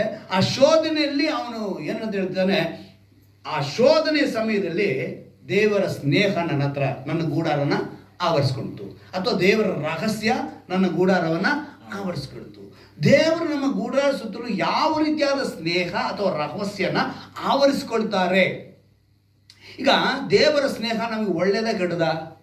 ಒಳ್ಳೇದೇ ಅಲ್ವಾ? ಅವರ ರಹಸ್ಯ ನಮಗೇನಿರುತ್ತೆ? ಒಳ್ಳೇದಾಗಿರುತ್ತೆ. ಅಂದ್ರೆ ದೇವರು ಏನೋ ಒಂದು ರಹಸ್ಯ ಇಟ್ಟಿದ್ದಾರೆ. ಆ ದೇವರ ಸ್ನೇಹ ಯಾರ ಮೇಲಿರುತ್ತೆ ಅಂತ ಹೇಳಿದ್ರೆ, ಕೀರ್ತನೆಗಳು 25ನೇ ಅಧ್ಯಾಯ 14ನೇ ವಾಕ್ಯ ಓದಿ, ಯಾರ ಮೇಲೆ ದೇವರ ಸ್ನೇಹ ಇರುತ್ತೆ, ದೇವರ ಒಂದು ವಿಶೇಷವಾದ ಕರುಣೆ ಇರುತ್ತೆ, ಆ ಕೃಪೆ ಇರುತ್ತೆ ಅಂತ ನಾವು ನೋಡ್ತೀವಿ. 14ನೇ ವಾಕ್ಯ, ಕೀರ್ತನೆಗಳು 25:14ನೇ ವಾಕ್ಯ, ಯೆಹೋವನು ತನ್ನ ಸದ್ಭಕ್ತರಿಗೆ ಆಪ್ತ ಮಿತ್ರನಂತಿರುವನು. ಸ್ನೇಹ ಹೆಂಗಿದೆ? ಆಪ್ತ ಮಿತ್ರ ಅಂದ್ರೆ ಕ್ಲೋಸ್ ಫ್ರೆಂಡ್. ಯಾರಿಗೆ? ಭಕ್ತರಿಗೆ. ತನ್ನ ಭಕ್ತರಿಗೆ ಆಪ್ತ ಮಿತ್ರನಂತಿರುವನು, ಅವರಿಗೆ ತನ್ನ ಒಡಂಬಡಿಕೆಯ ಅನುಭವವನ್ನ ದಯಪಾಲಿಸುವನು. ತಾನು ಏನು ಮಾಡಬೇಕು ಪ್ಲಾನ್ ಮಾಡಿದೀನೋ ಆ ಒಂದು ಇದನ್ನು ತಿಳಿಸ್ತಾರೆ, ದಯಪಾಲಿಸ್ತಾರೆ. ಅಲ್ಲಿಗೆ ಮೊದಲನೇದಾಗಿ ದೇವರ ರಹಸ್ಯ ಸ್ನೇಹ ಯಾರಿಗೆ ಸಿಗುತ್ತೆ ಅಂದರೆ ಭಕ್ತರಾದರೆ. ಏನಾಗಬೇಕು? ಭಕ್ತರು. ಯೋಬನ ಪುಸ್ತಕ ಮೊದಲನೇ ಅಧ್ಯಾಯದಲ್ಲಿ ಅವನ ಕುರಿತು ಏನು ಬರೆಯಲ್ಪಟ್ಟಿದೆ? ಅವನು ಯಥಾರ್ಥವುಳ್ಳವನು, ನಿರ್ದೋಷಿಯೋ, ದೇವ ಭಕ್ತಿಯುಳ್ಳವನು ಅಲ್ವಾ? ಅವನ ಕುರಿತು ಅವನು ಭಯಭಕ್ತಿಯುಳ್ಳವನು ಅಂತ ಬರೆಯಲ್ಪಟ್ಟಿದೆ. ಮೊದಲನೇ ಅಧ್ಯಾಯ 5ನೇ ವಾಕ್ಯದಲ್ಲಿ ನೋಡ್ತಾರೆ ಯೋಬನ ಪುಸ್ತಕದಲ್ಲಿ. ಅಲ್ಲಿಗೆ ಅವನು ಯಥಾರ್ಥವುಳ್ಳವನಾಗಿದ್ದ, ಅವನು ನೀತಿವಂತನಾಗಿದ್ದ, ಭಯಭಕ್ತಿ ಉಳ್ಳವನಾಗಿದ್ದ. ಅವನು ಏನಾಗಿ ಆ ಭಯಭಕ್ತಿ ಅವನ ಹತ್ರ ಇದ್ದಿದ್ದ ತಕ್ಷಣ ದೇವರೇನು ಮಾಡ್ತಾರೆ? ಅವನ ಮೇಲೆ, ಅವನ ಗುಡಾರದ ಮೇಲೆ ರಹಸ್ಯನ ಇಟ್ಕೊಳ್ತಾರೆ, ಅಥವಾ ಅವನೊಂದಿಗೆ ಅವನ ನಿವಾಸ ಸ್ಥಾನದ ಮೇಲೆ ಅವರಿಗೆ ಸ್ನೇಹನ ಬೆಳೆಸ್ಕೊತಾರೆ. ಅಂದರೆ ಯೌವನಸ್ಥರಲ್ಲಿ ನಾವು ಏನೇನೋ ಯೋಚನೆ ಮಾಡ್ತೀವಿ, ಸಂಪಾದನೆ ಮಾಡ್ತೀವಿ, ವಿದ್ಯೆ ಮಾಡ್ತೀವಿ, ದೊಡ್ಡವರಾಗ್ತೀವಿ, ಎಲ್ಲ ಮಾಡ್ತೀವಿ, ಆದರೆ ದೇವರ ಸ್ನೇಹನ ಬಯಸಲ್ಲ. ಆ ವಯಸ್ಸಿನಲ್ಲಿ ಅದಕ್ಕೆ ಇವನು ಹೇಳ್ತಾನೆ, ನನ್ನ ಸುಗ್ಗಿ ಕಾಲದಲ್ಲಿ ನಾನು ದೇವರನ್ನು ಹೀಗೆ ಈಗ ಶೋಧನೆ ಬಂದಿದೆ, ಇದನ್ನು ನಾನು ಜಯಿಸ್ಕೊಂಡು ಹೋಗ್ತೀನಿ. ಈ ಲೋಕದ ಸ್ನೇಹ ಒಂದು ಮಾತನ್ನು ಹೇಳಿದೆ, ಅದು ಕಟ್ಟ ಕಡೆಗೆ ಮರಣ ಮಾರ್ಗವಂತೆ. ಜ್ಞಾನೋಕ್ತಿಗಳಲ್ಲಿ 14ನೇ ಅಧ್ಯಾಯದಲ್ಲಿ 12ನೇ ವಾಕ್ಯದಲ್ಲಿ ಹೇಳ್ಬಿಟ್ಟಿದೆ, ಈ ಲೋಕ ಏನು ಮಾಡುತ್ತಂದರೆ ಅದು ಕಟ್ಟ ಕಡೆಗೆ ಮರಣದ ಕಡೆಗೆ ನಮ್ಮನ್ನು ತಗೊಂಡು ಹೋಗುತ್ತಂತೆ. ಈಗ ನಮ್ಮ ಸ್ವಂತ ಬದುಕಿನಲ್ಲಿ ನಾವು ಅಪ್ಲೈ ಮಾಡ್ಕೋಬೇಕು. ಎಂಥ ಸಮಸ್ಯೆಗಳು ನಮಗೆ, ಯಾಕಂದರೆ ಈ ಲೋಕ ಸ್ನೇಹ, ಈ ಲೋಕದ ರಹಸ್ಯ ತಗೊಂಡಾಗ ಎಲ್ಲಿ ನಿಲ್ಲಿಸಿದ್ದೆ ಗೊತ್ತಾ? ಇಕ್ಕಟ್ಟಿಗೆ. ಈ ಲೋಕದ ಸ್ನೇಹ ನಮ್ಮನ್ನು ಸಮಸ್ಯೆಗೆ, ದೇವರ ಸ್ನೇಹ ಆಯಿತು ಅಂದರೆ ಆಶೀರ್ವಾದಕ್ಕೆ. ಈ ಲೋಕ ಸ್ನೇಹ, ದೇವರ ಸ್ನೇಹ. ಅದಕ್ಕೆ ಈ ಲೋಕದಲ್ಲಿ ಒಂದು ರಹಸ್ಯ ಇದೆ, ದೇವರ ಹತ್ರ ಒಂದು ರಹಸ್ಯ ಇದೆ. ಇವತ್ತು ನನ್ನ ಗೂಡಾರದ ಮೇಲೆ, ನಿಮ್ಮ ಗೂಡಾರದ ಮೇಲೆ ದೇವರ ಸ್ನೇಹ ಇದೆಯಾ ಅಥವಾ ದೇವರ ರಹಸ್ಯ ಇದೆಯಾ ಅಂತ ನೀವು ಪರೀಕ್ಷೆ ಮಾಡ್ಕೋಬೇಕು. ನೀವು ಆ ರೀತಿ ಪರೀಕ್ಷೆ ಮಾಡಿಕೊಂಡ್ರೆ ನಮ್ಮ ಮನೆಗಳು, ನಮ್ಮ ಕುಟುಂಬಗಳು ಆಶೀರ್ವಾದವಾಗಿರೋದಕ್ಕೆ ಸಾಧ್ಯ. ಅದಕ್ಕೆ ಯೋಬನ ಪುಸ್ತಕ ಮೂಲಕ ದೇವರು ಹೇಳ್ತಿದ್ದಾರೆ ನಾವು ಹೇಗಿರಬೇಕು ನೋಡಿ. ಈ ಗೂಡಾರ ಅಂದಿದ ತಕ್ಷಣ ನಿಮ್ಗೊಂದು ಇನ್ನೊಂದು ವಿಷಯ ತಿಳಿಸ್ತೀನಿ. ದೇವದರ್ಶನ ಗೂಡಾರ ಅಂತೇಳಿ ಮೋಶೆಗೆ ಹೇಳ್ತಾರೆ. ಯಾವ ಗೂಡಾರ? ದೇವದರ್ಶನ ಗೂಡಾರ. ಈಗ ನಮ್ಮ ಗೂಡಾರ, ಇದನ್ನ ಇಬ್ರಿಯ ಪದಗಳಲ್ಲಿ ನಾವು ಗಮನಿಸುವಾಗ, ಇಬ್ರಿಯ ಪದದಲ್ಲಿ ನಾವು ವಾಸ ಮಾಡುವಂಥ ಗೂಡಾರ ಅಥವಾ ನಿವಾಸ ಸ್ಥಾನ, ಇದಕ್ಕೆ ಏನಂತ ಹೇಳ್ತಾರೆ ಅಂದರೆ ಓಹೇಲ್ ಅಂತ ಹೇಳ್ತಾರೆ. ಓಹೇಲ್ ಅಂದರೆ ಮನುಷ್ಯರು ವಾಸ ಮಾಡುವಂಥ ಗೂಡಾರ ಅಥವಾ ನಿವಾಸ ಸ್ಥಾನ. ಅದೇ ದೇವದರ್ಶನ ಗೂಡಾರ, ಇದಕ್ಕೆ ಇಬ್ರಿಯ ಭಾಷೆಯಲ್ಲಿ ಮಿಷ್ಕನ್ ಅಂತ ಹೇಳ್ತಾರೆ. ಏನಂತ ಹೇಳ್ತಾರೆ? ಮಿಷ್ಕನ್. ಓಹೇಲ್ ಅಂದರೆ ನಾವು ವಾಸ ಮಾಡುವ ಸ್ಥಳ, ಮಿಷ್ಕನ್ ಅಂದರೆ ದೇವರು ವಾಸ ಮಾಡುವ. ಆದರೆ ಇಂಗ್ಲಿಷ್ ಬೈಬಲ್ನಲ್ಲಿ ಈ ಎರಡು ಸ್ಥಳದಲ್ಲೂ ಕೂಡ ಟಬರ್ನಕಲ್ ಅಂತ ಬರೆದಿದ್ದಾರೆ. ಏನಂದ? ಟಬರ್ನಕಲ್ ಅಂತ ಬರೆದಿದ್ದಾರೆ. ಯಾಕೆ? ಅಲ್ಲಿ ನೀನು ಆ ವಿಷಯನ ಓದುವಾಗ ಆ ಅರ್ಥ ತಗೋಬೇಕು, ಇಲ್ಲಿ ಈ ವಿಷಯನ ಓದುವಾಗ ಈ ರೀತಿ ತಗೋಬೇಕು. ಆದರೆ ಕನ್ನಡದಲ್ಲಿ, ತೆಲುಗಿನಲ್ಲಿ ಬೇರೆ ಬೇರೆ ಪದಗಳನ್ನ ಬಳಸ್ಕೊಂಡು ಬಂದಿದ್ದಾರೆ, ಗೂಡಾರ, ನಿವಾಸ ಸ್ಥಾನ ಅಂತ. ಆದರೆ ಇಬ್ರಿಯ ಭಾಷೆಗಳು ಎರಡಕ್ಕೂ ಬೇರೆ. ಅಲ್ಲಿ ಓಹೆಲ್, ಇಲ್ಲಿ ಮಿಷ್ಕನ್. ಆಗ ನಾವು ಯಾವ ಗೂಡಾರದಲ್ಲಿ ಇದೀವಿ? ದೇವದರ್ಶನ ವಾಸ ಮಾಡುವಂಥ ಗೂಡಾರವಾಗಿ ನಾವಿದ್ದೀವ? ಅವರ ಸ್ನೇಹ ನಮ್ಮನ್ನು ಬೆಳೆಸುವಂಥ ಗೂಡಾರವಾಗಿ ನಾವಿದ್ದೀವ ಅಂತ ತಿಳ್ಕೊಂಡ್ರೆ ಖಂಡಿತವಾಗ್ಲೂ ದೇವರ ಆಶೀರ್ವಾದ ನಮ್ಮ ಮೇಲೆ ಇರ್ತದೆ. ಇಲ್ಲಿ ಗೂಡಾರ ಎಂದಾಗ ಅದನ್ನು ನಮ್ಮ ಬದುಕಿಗೆ ಹೋಲಿಕೆ ಮಾಡ್ಕೋಬೇಕು. ನಮ್ಮ ನಿವಾಸ ಸ್ಥಾನ ಅಂದಾಗ ನಮ್ಮ ಬದುಕಿಗೆ ಹೋಲಿಕೆ ಮಾಡಿ. ಯಾಕೆ? ನಾವೇ ದೇವರ ಆಲಯವಾಗಿ ಇರಬೇಕಲ್ವಾ? ಯಾರೊಂದಿಗೆ ಬೇಕಾದ್ರೂ ದೇವರ ಸ್ನೇಹನ ಬೆಳೆಸಲ್ಲ. ಈಗ ಬಾರಲ್ಲಿ ಕೂತ್ಕೊಂಡು 24 ಗಂಟೆ ಇರೋನ ಜೊತೆ ಹೋಗಿ ದೇವ್ರ ಸ್ನೇಹ ಬೆಳೆಸ್ಕೊಡ್ತಾರ? ಅವನ್ನ ಪ್ರೀತಿ ಮಾಡ್ತಾರೆ, ಅವನ ಪಾಪವನ್ನು ದ್ವೇಷ ಮಾಡ್ತಾರೆ. ಸೊ ಅವನ ಸ್ನೇಹ ದೇವರ, ಅವನ್ನ ಸರಿಪಡಿಸ್ಬೇಕಂತ ನೋಡ್ತಾರೆ. ಅದನ್ನು ಚೆನ್ನಾಗಿ ಗಮನ ಇಟ್ಕೋ. ನಾವು ಇವತ್ತು ಪಾಪಿಯನ್ನ ಪ್ರೀತಿಸಬೇಕು, ಪಾಪವನ್ನ ದ್ವೇಷಿಸುವರಾಗಿರಬೇಕು. ದೇವರ, ಅದಕ್ಕೆ ಹೇಳ್ತೀನಿ, ಈಗ ನಾವು ಗಮನಿಸ್ತೀವಿ ಯಾವ ಗೂಡಾರ ನಮಗಿರಬೇಕು, ಯಾರ ಮೇಲೆ ಆ ಸ್ನೇಹ ಇರುತ್ತೆ, ಯಾರಿಗೆ ದೇವರ ರಹಸ್ಯ ತಿಳಿಯುತ್ತಂದ್ರೆ ಅದೇ ಯೋಬನ ಪುಸ್ತಕ 22ನೇ ಅಧ್ಯಾಯ, ಅಲ್ಲೊಂದು ಯೋಬನ ಕಾವ್ಯ 22ನೇ ಅಧ್ಯಾಯ, ಅದರಲ್ಲಿ 23ನೇ ವಾಕ್ಯವನ್ನು ಗಮನಿಸುವಾಗ, ನೀನು ಸರ್ವಶಕ್ತನ ಕಡೆಗೆ ತಿರುಗಿಕೊಂಡು ಇಲ್ಲಿ ಬರೆಯಲ್ಪಟ್ಟಿದ್ಯಾ, ನಿನ್ನ ಗೂಡಾರಗಳಿಂದ ಅನ್ಯಾಯವನ್ನು ದೂರ ಮಾಡಿದರೆ ಉದ್ಧಾರವಾಗುವಿ. ಈಗ ನಾನು ಕೇಳ್ತೀನಿ ಆ ಪಾಯಿಂಟ್. ನಾನೇನು ಹೇಳಿದೆ ಆವಾಗಲೇ ಒಂದು ಪಾಯಿಂಟ್ ಹೇಳ್ತೀನಿ. ಅನ್ಯಾಯ, ದೇವರು ಅನ್ಯಾಯ ಮಾಡೋರಲ್ಲ. ಆದರೆ ಇವಾಗ ನಮ್ಮ ಹತ್ರ ಅನ್ಯಾಯ ಇದೆ. ದುಸ್ವಭಾವಗಳು, ದುರಾಭ್ಯಾಸಗಳು, ನಮ್ಮ ಗುಣಗಳು, ನಾವೇನಾಗಿದ್ದೀವಿ? ದೇವರಿಗೆ ಅನ್ಯಾಯ ಮಾಡ್ತಾ ಇದ್ದೀವಿ. ಈಗ ಆ ರಹಸ್ಯ, ಆ ಸ್ನೇಹ ನಮಗೆ ಬರಬೇಕು ಅಂದರೆ ನಾನು ಅನ್ಯಾಯವನ್ನು ಏನು ಮಾಡಬೇಕು? ದೂರ ಮಾಡಿ. ಅವಾಗ ದೇವರು ತನ್ನ ಭಕ್ತರಿಗೆ ಅವ್ರು ಹೇಳಿ ಮಾಡುವಂಥದ್ದು ಅನ್ಯಾಯನ ದೂರ ಮಾಡಿಸ್ಬೇಕು ಅಂತ ಹೇಳ್ತಾರೆ. ಅಲ್ಲಿಗೆ ನಾವು ಅನ್ಯಾಯವನ್ನು ದೂರ ಮಾಡಿದ್ರೆ ದೇವರು ನಮ್ಮೊಂದಿಗೆ ಇರ್ತಾರೆ. ಅಲ್ಲಿಗೆ ನಾವು ಅನ್ಯಾಯ ಮಾಡೋರಾಗಿರೋ, ದೇವರು ಅನ್ಯಾಯ ಮಾಡುವನು ಅಲ್ಲ. ಅವರೇನಾಗಿದ್ದಾರೆ? ಎಲ್ಲರೂ ಒಂದೇ ರೀತಿ ನೋಡುವರಾಗಿದ್ದಾರೆ. ಅವರು ಸ್ವಾರ್ಥಿ ಅಲ್ಲ, ಎರಡು ಮಾತಿನವನಲ್ಲ ದೇವರು. ಅದರಿಂದನೇ ನಮಗೆ ಇವತ್ತು ಹೇಳ್ತಾರೆ. ಈಗ ನಮ್ಮ ಮನೆ ಒಳಗಡೆ ಒಂದು ನಾಗರಾವ್ ಬಂದ್ಬಿಟ್ರೆ, ಬಾಮ ಮಲ್ಕಮ್ಮ, ಮಂಚ ಮೇಲೆ ಇರಮ್ಮ, ಹಾಲು ಕೊಡ್ತೀನಿ ಅಂತ ಹೇಳ್ತೀವ? ಏನು ಮಾಡ್ತೀವಿ? ಇಮಿಡಿಯೇಟ್ ಆಗಿ ಅದನ್ನು ಹೊರಗೆ. ಹಾಗೆ ನಮ್ಮ ಬದುಕಿನಲ್ಲಿ ಅನ್ಯಾಯ ಎಂಬುದು ಒಂದು ಹಾವಿದ್ದಂಗೆ. ಅದು ಯಾವ ರೂಪದಲ್ಲಿರುತ್ತೋ, ಗುಣದಲ್ಲಿರುತ್ತಾ, ಮಾತಿನಲ್ಲಿರುತ್ತಾ, ನೀನು ಯಾವ ವಿಧದಲ್ಲಿ ನೀನು ಅನ್ಯಾಯವನ್ನಾಗಿ ಕಾಣಿಸ್ತೀಯ ಅದನ್ನು ನೀನು ತಿಳ್ಕೊಂಡ್ರೆ ಖಂಡಿತವಾಗಲೂ ದೇವರು ಏನು ಮಾಡ್ತಾರೆ? ನಿನ್ನೊಂದಿಗೆ ಸ್ನೇಹ, ನಿನ್ನೊಂದಿಗೆ ರಹಸ್ಯನ ಹಂಚ್ಕೊಂಡು. ಅವರ ರಹಸ್ಯ ಇರುತ್ತೆ ನಮ್ಮ ಮೇಲೆ, ನಮ್ಮ ಗೂಡಾರದ ಮೇಲೆ ಇರುತ್ತೆ. ಅದಕ್ಕೆ ಹೇಳ್ತಾರೆ ಸರ್ವಶಕ್ತನ ಕಡೆಗೆ ತಿರುಗಿಕೊಂಡು. ಈ ಸರ್ವಶಕ್ತನ ಕಡೆಗೆ ತಿರುಗಿಕೊಂಡು ಅಂದ್ರೆ ಮಾನಸಾಂತರ ಅಂತ ಹೇಳೋದು. ಇದನ್ನ ನಮ್ಮ ಜನ ಮತಾಂತರ ಅಂತ ಹೇಳ್ಬಿಟ್ರು. ಏನಂತ ಹೇಳಿದ್ರು ಅವರು? ಮತಾಂತರ ಅಂತ ಹೇಳಿದ್ರು. ಆದರೆ ದೇವರು ಹೇಳಿದ್ದು ಸರ್ವಶಕ್ತನ ಕಡೆಗೆ ತಿರುಗಿಕೊಂಡು ಅಂದಾಗ ಮಾನಸಾಂತರ ಒಂದು. ನೀನು ಮಾನಸಾಂತರ ಒಂದು ಬಿಟ್ರೆ ನೀನು ಉನ್ನತವಾದ ಸ್ಥಾನವನ್ನು ಪಡಿತೀಯ. ಇವತ್ತು ಈ ಒಂದು ಮಾನಸಾಂತರ ಹೊಂದಿದ್ದೀರಾ, ಇನ್ನೂ ತಗೊಂಡೋಗಿ ಎಲ್ಲಿ ಕೊಡ್ತಾರೆ ಗೊತ್ತಾ? ರೇಖೆ ನೋಡೋದು ಕೊಡ್ತಾರೆ. ಇವಾಗ ಗಿಣಿ ಜೋಶಿ ಹೇಳಂಗಿಲ್ಲ, ಯಾಕಂದ್ರೆ ಗಿಣಿ ಹಿಡಿದ್ರೆ ಪನಿಷ್ಮೆಂಟ್ ಇದೆ. ಇವಾಗ ಗಿಣಿನ ಸಾಕಂಗೆ ಇಲ್ಲ ಅಂತ ಹೇಳ್ಬಿಟ್ಟಿದ್ದಾರೆ ಕಾನೂನು. ಸೊ ಗಿಣಿ ಇಟ್ಕೊಂಡು ಯಾರು ಜ್ಯೋತಿಷ್ಯ ಹೇಳಂಗಿಲ್ಲ. ಅದಕ್ಕೆ ಇವೇನಾಗ್ಬಿಟ್ರು ಜಾಸ್ತಿ ಜನ? ಜ್ಯೋತಿಷ್ಯ ಹಸ್ತರೇಖೆಗೆ ಹೋಗ್ಬಿಟ್ರು. ಇನ್ನು ವಾಸ್ತು ಹೋಗ್ಬಿಟ್ರು, ವಾಸ್ತು ಶಿಲ್ಪಿಗೆ ಹೋಗ್ಬಿಟ್ರು, ಏನೇನೋ ಹೋಗ್ತಾರೆ ಅಂದ್ಕೊಳ್ಳಿ. ಅವ್ರ ಜೊತೆ ಸೇರ್ಕೊಂಡು ನಮ್ಮವರು ಹೋಗ್ತವೆ. ತಾಮ್ರದ ತಗಡು ಮಾಡಿಕೊಡ್ತಾರೆ. ರೋಮನ್ ಕೆತ್ತಲಿಗಳಲ್ಲಿ ತಾಮ್ರದ ತಗಡೆಲ್ಲ ಮಾಡ್ತಾರೆ. ಅದನ್ನೆಲ್ಲ ಮಾಡ್ಕೋಬೇಕು ಅಂತ ತೊಗೊಂಬಂದು ನಮ್ಮ ಮನೆಗಳಲ್ಲಿ ಇಟ್ಬಿಟ್ರೆ ನಡೆಯುತ್ತೆ? ದೇವರು ಅದನ್ನು ಹೇಳಲೇ ಇಲ್ಲ. ನೀನು ಎಲ್ಲಿ ತಿರುಕೋಬೇಕು ಅಂತ ಹೇಳಿದ್ರು, ಸರ್ವಶಕ್ತನ ಕಡೆ ತಿರುಕು ಅಂತ ಹೇಳಿದ್ರೆ ನಾವು ತಗಡು ಕಡೆಗೂ ತಾಯ್ದ ಕಡೆಗೂ, ಅಲ್ಲಿ ದೇವಸ್ಥಾನ ಇಲ್ಲಿ ದೇವಸ್ಥಾನ, ಈ ಅಮ್ಮ ಆಯಮ್ಮ ಆಯಪ್ಪ ಈ ಅಪ್ಪ ಅಂತ ಹೋಗ್ತಾ ಇದ್ದೀವಿ ಅಲ್ವಾ? ನಾವು ಏನು ಮಾಡ್ತಾ ಇದೀವಿ ಅನ್ನೋದು ನಮಗೆ ಮರ್ತೋಗ್ತಾ ಇದೆ. ಅದಕ್ಕೆ ಇವತ್ತು ಕೆಲವರು ಗುಡಾರ ಅಂತೂ ಕುಡುಕರ ರಾಜ್ಯ ಆಗೋಗ್ಬಿಟ್ಟಿದೆ, ಕುಡುಕರ ಆಳ್ವಿಕೆ ಮಾಡುವಂಥ ರಾಜ್ಯವಾಗ್ಬಿಟ್ಟಿದೆ. ಕೆಲವರು ಒಂದೊಂದು ಥರ ವ್ಯಸನಕ್ಕೆ ಗುರಿ ಆಗ್ಬಿಟ್ಟಿದ್ದಾರೆ, ಒಂದೊಂದು ಥರ ಇವರು. ಈಗ ಇಂಥ ಗೂಡಾರದ ಮೇಲೆ ದೇವರ ನ್ಯಾಯ, ಒಂದು ಸ್ನೇಹನೋ ಅಥವಾ ರಹಸ್ಯನೋ ಇರುತ್ತಾ? ಇರಲ್ಲ. ಸೊ ಇವತ್ತು ದೇವರು ನಮ್ಗೆ ಹೇಳ್ತಾರೆ ನಾವೇನು ಮಾಡಿ, ಇದೊಂಥರ ದೊಡ್ಡ ಪಿಡುಗಿದ್ದಂಗೆ. ಎಂಥದ್ದು? ದೊಡ್ಡ ಪಿಡುಗು. ನಿಜ ಘಟನೆ ನಡೀತು. ಒಂದು ತಿಂಗಳಿಂದ ಅನ್ಕೊತೀನಿ, ಒಂದು ಲೇಡಿ ಡೆಲ್ಲಿನಲ್ಲಿ ಏರ್ಪೋರ್ಟಲ್ಲಿ ಹಿಡ್ಕೊಂಡ್ರು. ಆಕೆಯನ್ನು ಹಿಡಿದಾಗ ಬ್ಯಾಗ್ ತುಂಬ ತುಂಬ ಟ್ಯಾಬ್ಲೆಟ್ಗಳೇ, ಟ್ಯಾಬ್ಲೆಟ್ ಅಂದರೆ ಕ್ಯಾಪ್ಸಲ್ಸ್ ಬರುತ್ತಾಗಲ್ಲ, ಕ್ಯಾಪ್ಸಲ್ಲು, ಆ ಕ್ಯಾಪ್ಸಲ್ ಇತ್ತು. ಇವರು ಸಾಮಾನ್ಯವಾಗಿ ಶುಗರ್ ಪೇಷಂಟು ಅವರು ಇವರು ಇರ್ತಾರೆ, ಸ್ವಲ್ಪ ಟ್ಯಾಬ್ಲೆಟ್ ಎತ್ಕೊಂಡು ಹೋಗ್ತಾರೆ, ಓಕೆ. ಇವಳು ಒಂದು ಬ್ಯಾಗ್ ತುಂಬ ಟ್ಯಾಬ್ಲೆಟ್ ಇಟ್ಕೊಂಡಿದ್ದು. ಸ್ವಲ್ಪ ಚೆಕ್ ಮಾಡಿ ಸ್ವಲ್ಪ ಸ್ಕ್ರೂ ಕೊಟ್ಟಿದ ತಕ್ಷಣ ಬಾಯಿ ಬಿಟ್ಲು. ಅದರೊಳಗಡೆ ಏನಿದೆ? ಕೊಕೈನ್ ಇದೆ. ಸುಮಾರು 13 ಕೋಟಿ ಬೆಲೆ ಬಾಳುವಂಥದ್ದು ಒಂದು ಹ್ಯಾಂಡ್ ಬ್ಯಾಗಲ್ಲಿ ಇಟ್ಕೊಂಡು ಹೋಗ್ತಿದ್ದಾಳೆ. ಕ್ಯಾಪ್ಸಲ್ ಅಷ್ಟೇನದು. ಇವತ್ತು ಈ ಮಾದಕ ವಸ್ತುಗಳಿಗೆ, ವ್ಯಸನಗಳಿಗೆ ಎಷ್ಟು ಯೌವನಸ್ಥರು, ಯೌವನಸ್ಥ ಮಕ್ಕಳು, ಹೆಣ್ಣು ಮಕ್ಕಳು, ಗಂಡು ಮಕ್ಕಳು ಗುಲಾಮರಾಗಿದ್ದಾರೆ ಗೊತ್ತಾ? ಈ ನಡುವೆ ಸ್ವಲ್ಪ ಈ ಉಕ್ಕ ಅಂತಾರೆ, ಅದೆಲ್ಲ ಕಡಿಮೆ ಆಗಿದೆ. ಆದರೂ ಮಾಡೋರು ಮಾಡ್ತಾನೆ ಇದ್ದಾರೆ. ಉಕ್ಕ ಅಂತಾರೆ, ಏನೇನೋ ಇದೆ.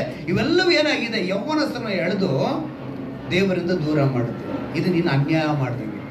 ನೀನು ಏನೇ ದೇವರ ಹತ್ರ ಬಂದು, ಅದಕ್ಕೇನು ಹೇಳಿದ್ದು, ದೇವ್ರ ಕೂಲಿ ಹೆಂಗೆ ಕೊಡ್ತಾನೆ?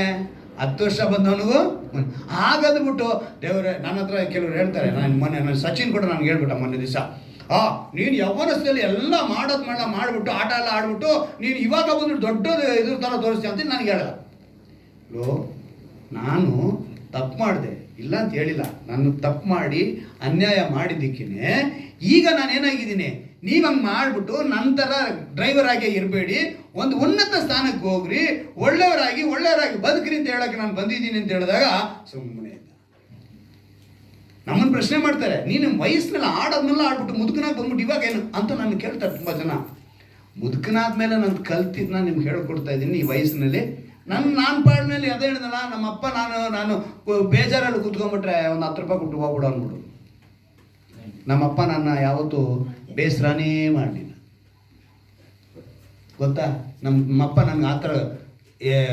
ಅದಕ್ಕೆ ನಮ್ಮಮ್ಮ ಕೆಲವು ಟೈಮ್ ಹೇಳ್ತಾರೆ, ನೀವು ಗಂಡು ಮಕ್ಕಳೆಲ್ಲ ನಿಮ್ಮ ಅಪ್ಪನಿಗೆ ಸಪೋರ್ಟ್ ಅಂತ ನಮ್ಮಮ್ಮ ಕೆಲವು ಟೈಮ್ ಸುಮಾರು ಸಿನ್ನೆ ಹೇಳೋರೆ. ಬೇಕೇ ಕೇಳಿ, ನಮ್ಮಮ್ಮ ಕುಂತವ್ರೆ. ಗಂಡು ಮಕ್ಕಳು ಎಲ್ಲ ಅಪ್ಪನಿಗೆ ಸಪೋರ್ಟ್. ಇವತ್ತಿಗೂ ಅಷ್ಟೇ ನಮ್ಮೆಲ್ಲ ನಾವು ಗಂಡು ಮಕ್ಕಳು ನಮ್ಮ ಅಪ್ಪನಿಗೆ ನಾವು ಜಾಸ್ತಿ ಸಪೋರ್ಟ್ ಮಾಡ್ತಾ ಇರ್ತೀವಿ. ಒಂಥರ ಫ್ರೆಂಡಾಗೆ ಇದ್ದರು, ಫ್ರೆಂಡಾಗೆ ಹೋದ್ರು. ಅವರು ಕಾಲ ಮುಗಿದು ಒಂದು ದಿವಸನೂ ನಮ್ಮ ಮೇಲೆ ಸಿಡಿದವರೇ ಅಲ್ಲ. ನಮ್ಮ ಸಾಲಕ್ಕೆಲ್ಲ ಎಷ್ಟೋ ಸಲ ಬಂದರೆ ಆ ಥರ. ನಾನು ಏನು ಹೇಳಕ್ಕೆ ಬರ್ತೀನಿ ಅಂದರೆ, ಇವತ್ತು ನಮ್ಮ ಬದುಕು ಹೆಂಗಾಗಿದೆ, ನಾನು ಇವತ್ತು ಸರಿ ಮಾಡಿಕೊಂಡೆ, ನೀವು ಸರಿ ಮಾಡ್ಕೊಳ್ಳಿ. ನಮ್ಗೆ ಅವಾಗ ಹೇಳೋರು ಇಲ್ಲ, ಇವತ್ತು ನಾವು ಹೇಳ್ತೇವೆ. ಅದಕ್ಕೆ ನಾನು ಇವತ್ತು ಹೇಳ್ತೀನಿ, ನಾವು ಅನ್ಯಾಯದಿಂದ ದೂರ ಇರು. ಅಲ್ಲಿಗೆ ದೇವರ ರಹಸ್ಯ ಸ್ನೇಹ ಅನ್ಯಾಯ ಮಾಡೋರಿಗೆ ಸಹಾಯ ಮಾಡುತ್ತೆ. ಅದನ್ನು ಫಸ್ಟ್ ದೇವರು ಹೇಳ್ತಾರೆ. ಎರಡನೇದಾಗಿ ಇನ್ನೊಂದು ಹೇಳಿದ್ರು ನೋಡಿ, ಈ ನಡುವೆ ತುಂಬ ಮಕ್ಕಳಲ್ಲಿ ಈ ಪೋರ್ನೋಗ್ರಫಿ ಅನ್ನೋದು, ಅಶ್ಲೀಲ ದೃಶ್ಯಗಳನ್ನ ನೋಡುವಂಥದ್ದು ಬಹಳ ಆಗ್ಬಿಟ್ಟಿದೆ. ಈ ಮೊಬೈಲ್ ಬಂದಾಗಿಂದ ಈ ಒಂದು ದೊಡ್ಡ ಪಿಡುಗು ಅಂತಲೇ ಹೇಳ್ಬೋದು ಇದನ್ನು. ಇದೆಲ್ಲ ಏನಾಗುತ್ತೆ? ದೇವರಿಂದ ದೂರ ಮಾಡುತ್ತೆ. ಇದರಿಂದ ನಾವು ದೂರ ಇರಬೇಕು. ಈಗ ಎರಡನೇದಾಗಿ ಒಂದು ಯೆರೆಮೀಯನ ಗ್ರಂಥದಲ್ಲಿ 30ನೇ ಅಧ್ಯಾಯದಲ್ಲಿ ಒಂದು ಮಾತು ಬರೆಯಲ್ಪಟ್ಟಿದೆ. ದೇವರ ಸ್ನೇಹ, ದೇವರ ಗೂಢ ಹೆಂಗಿರುತ್ತೆ ಅಂತೇಳಿ ನಾವು ನೋಡುವಾಗ 30ನೇ ಅಧ್ಯಾಯ 18ನೇ ವಾಕ್ಯ, ಯೆಹೋವನು ಹೀಗನ್ನುತ್ತಾನೆ, ಆಹಾ, ನಾನು ಯಾಕೋಬಿನ ಮನೆಗಳ ದುರಾವಸ್ಥೆಯನ್ನು ತಪ್ಪಿಸಿ ಅದರ ನಿವಾಸಗಳನ್ನು ಕರುಣಿಸುವೆನು. ಪಟ್ಟಣವು ತಾನು ಹಾಳು ದಿಬ್ಬದ ಮೇಲೆ ಪುನಃ ಕಟ್ಟಲ್ಪಡುವುದು, ಅರಮನೆಯು ತಾನಿದ್ದ ಸ್ಥಳದಲ್ಲೇ ನೆಲೆಯಾಗಿರುವುದು. ಅರಮನೆ ತಾನಿದ್ದ ಸ್ಥಳದಲ್ಲೇ ನೆಲೆಯಾಗಿರಬೇಕು ಅಂದರೆ ಅದರ ನಿವಾಸಗಳು ಮತ್ತೆ ಕರುಣಿಸಲ್ಪಡಬೇಕು. ಯಾಕೋಬಿನ ಮನೆ ದುರಾವಸ್ಥೆಯಿಂದ ತಪ್ಪಿಸಲ್ಪಡಬೇಕು. ಅಂದರೆ ಇವತ್ತು ಯಾರ ನಿವಾಸ ಸ್ಥಾನ ಅಂದರೆ, ಯಾರ ಗೂಡಾರಕ್ಕೆ ದೇವರ ಸ್ನೇಹ, ದೇವರ ಒಂದು ರಹಸ್ಯ ಸಿಗುತ್ತೆ ಅಂತ ಹೇಳಿದ್ರೆ, ದೇವರು ಹೇಳ್ತಿದ್ದಾರೆ, ಆ ಹಾಳು ದಿಬ್ಬವಾಗಿರೋದಕ್ಕಿಂತ ಅವರು ಪುನಃ ಕಟ್ತಾರೆ ಅಂತ ಹೇಳ್ತಾರೆ. ಇವತ್ತು ನೀನು ಭಕ್ತನಾಗಿದ್ದರೆ ನಿನ್ನ ನಿವಾಸ ಸ್ಥಾನ ದೇವರು ಪುನಃ ಕಟ್ತಾರೆ. ಅದಕ್ಕೇನೆ ಹಾಳು ದಿಬ್ಬಗಳನ್ನು ಅವ್ರೇನು ಮಾಡಿದ್ರು, ಪುನಃ ಕಟ್ಟಲ್ಪಟ್ರು. ಅಂದರೆ ದೇವರ ಸ್ನೇಹ ನಿನಗೆ ಬಂತು ಅಂದರೆ ನೀನು ಪುನಃ ಕಟ್ಟಲ್ಪಡ್ತೀಯ. ನಿನ್ನ ಅನ್ಯಾಯನ ದೂರ ಮಾಡಿದಾಗ ದೇವರ ಸ್ನೇಹ ನಿನ್ನ ಹತ್ರ ಬಂದಿರುತ್ತೆ. ದೇವರ ಸ್ನೇಹ ನಿನ್ನ ಹತ್ರ ಬಂದಿದ ತಕ್ಷಣ ಹಾಳು ದಿಬ್ಬವಾಗಿದ್ದಂಥ ನಿನ್ನ ಪಟ್ಟಣವು ಮತ್ತೆ ಕಟ್ಟಲ್ಪಡುತ್ತೆ. ಅದು ಕಟ್ಟಲ್ಪಡೋದು ಹೆಂಗೆ ಅಂತ ಹೇಳಿದ್ರೆ, ಅರಮನೆ ಎಲ್ಲಿತ್ತೋ, ಅಂದರೆ ನಿನ್ನ ಗೌರವ ಎಲ್ಲಿತ್ತೋ, ನಿನ್ನ ಒಂದು ಆಶೀರ್ವಾದ ಎಲ್ಲಿತ್ತೋ, ನಿನಗೆ ಎಲ್ಲಿ ಏನು ಬೇಕಾಗಿತ್ತೋ ಅದರಲ್ಲೇ ನಿಲ್ಲಿಸ್ತಾರೆ. ಹಲ್ಲೆಲೂಯಾ.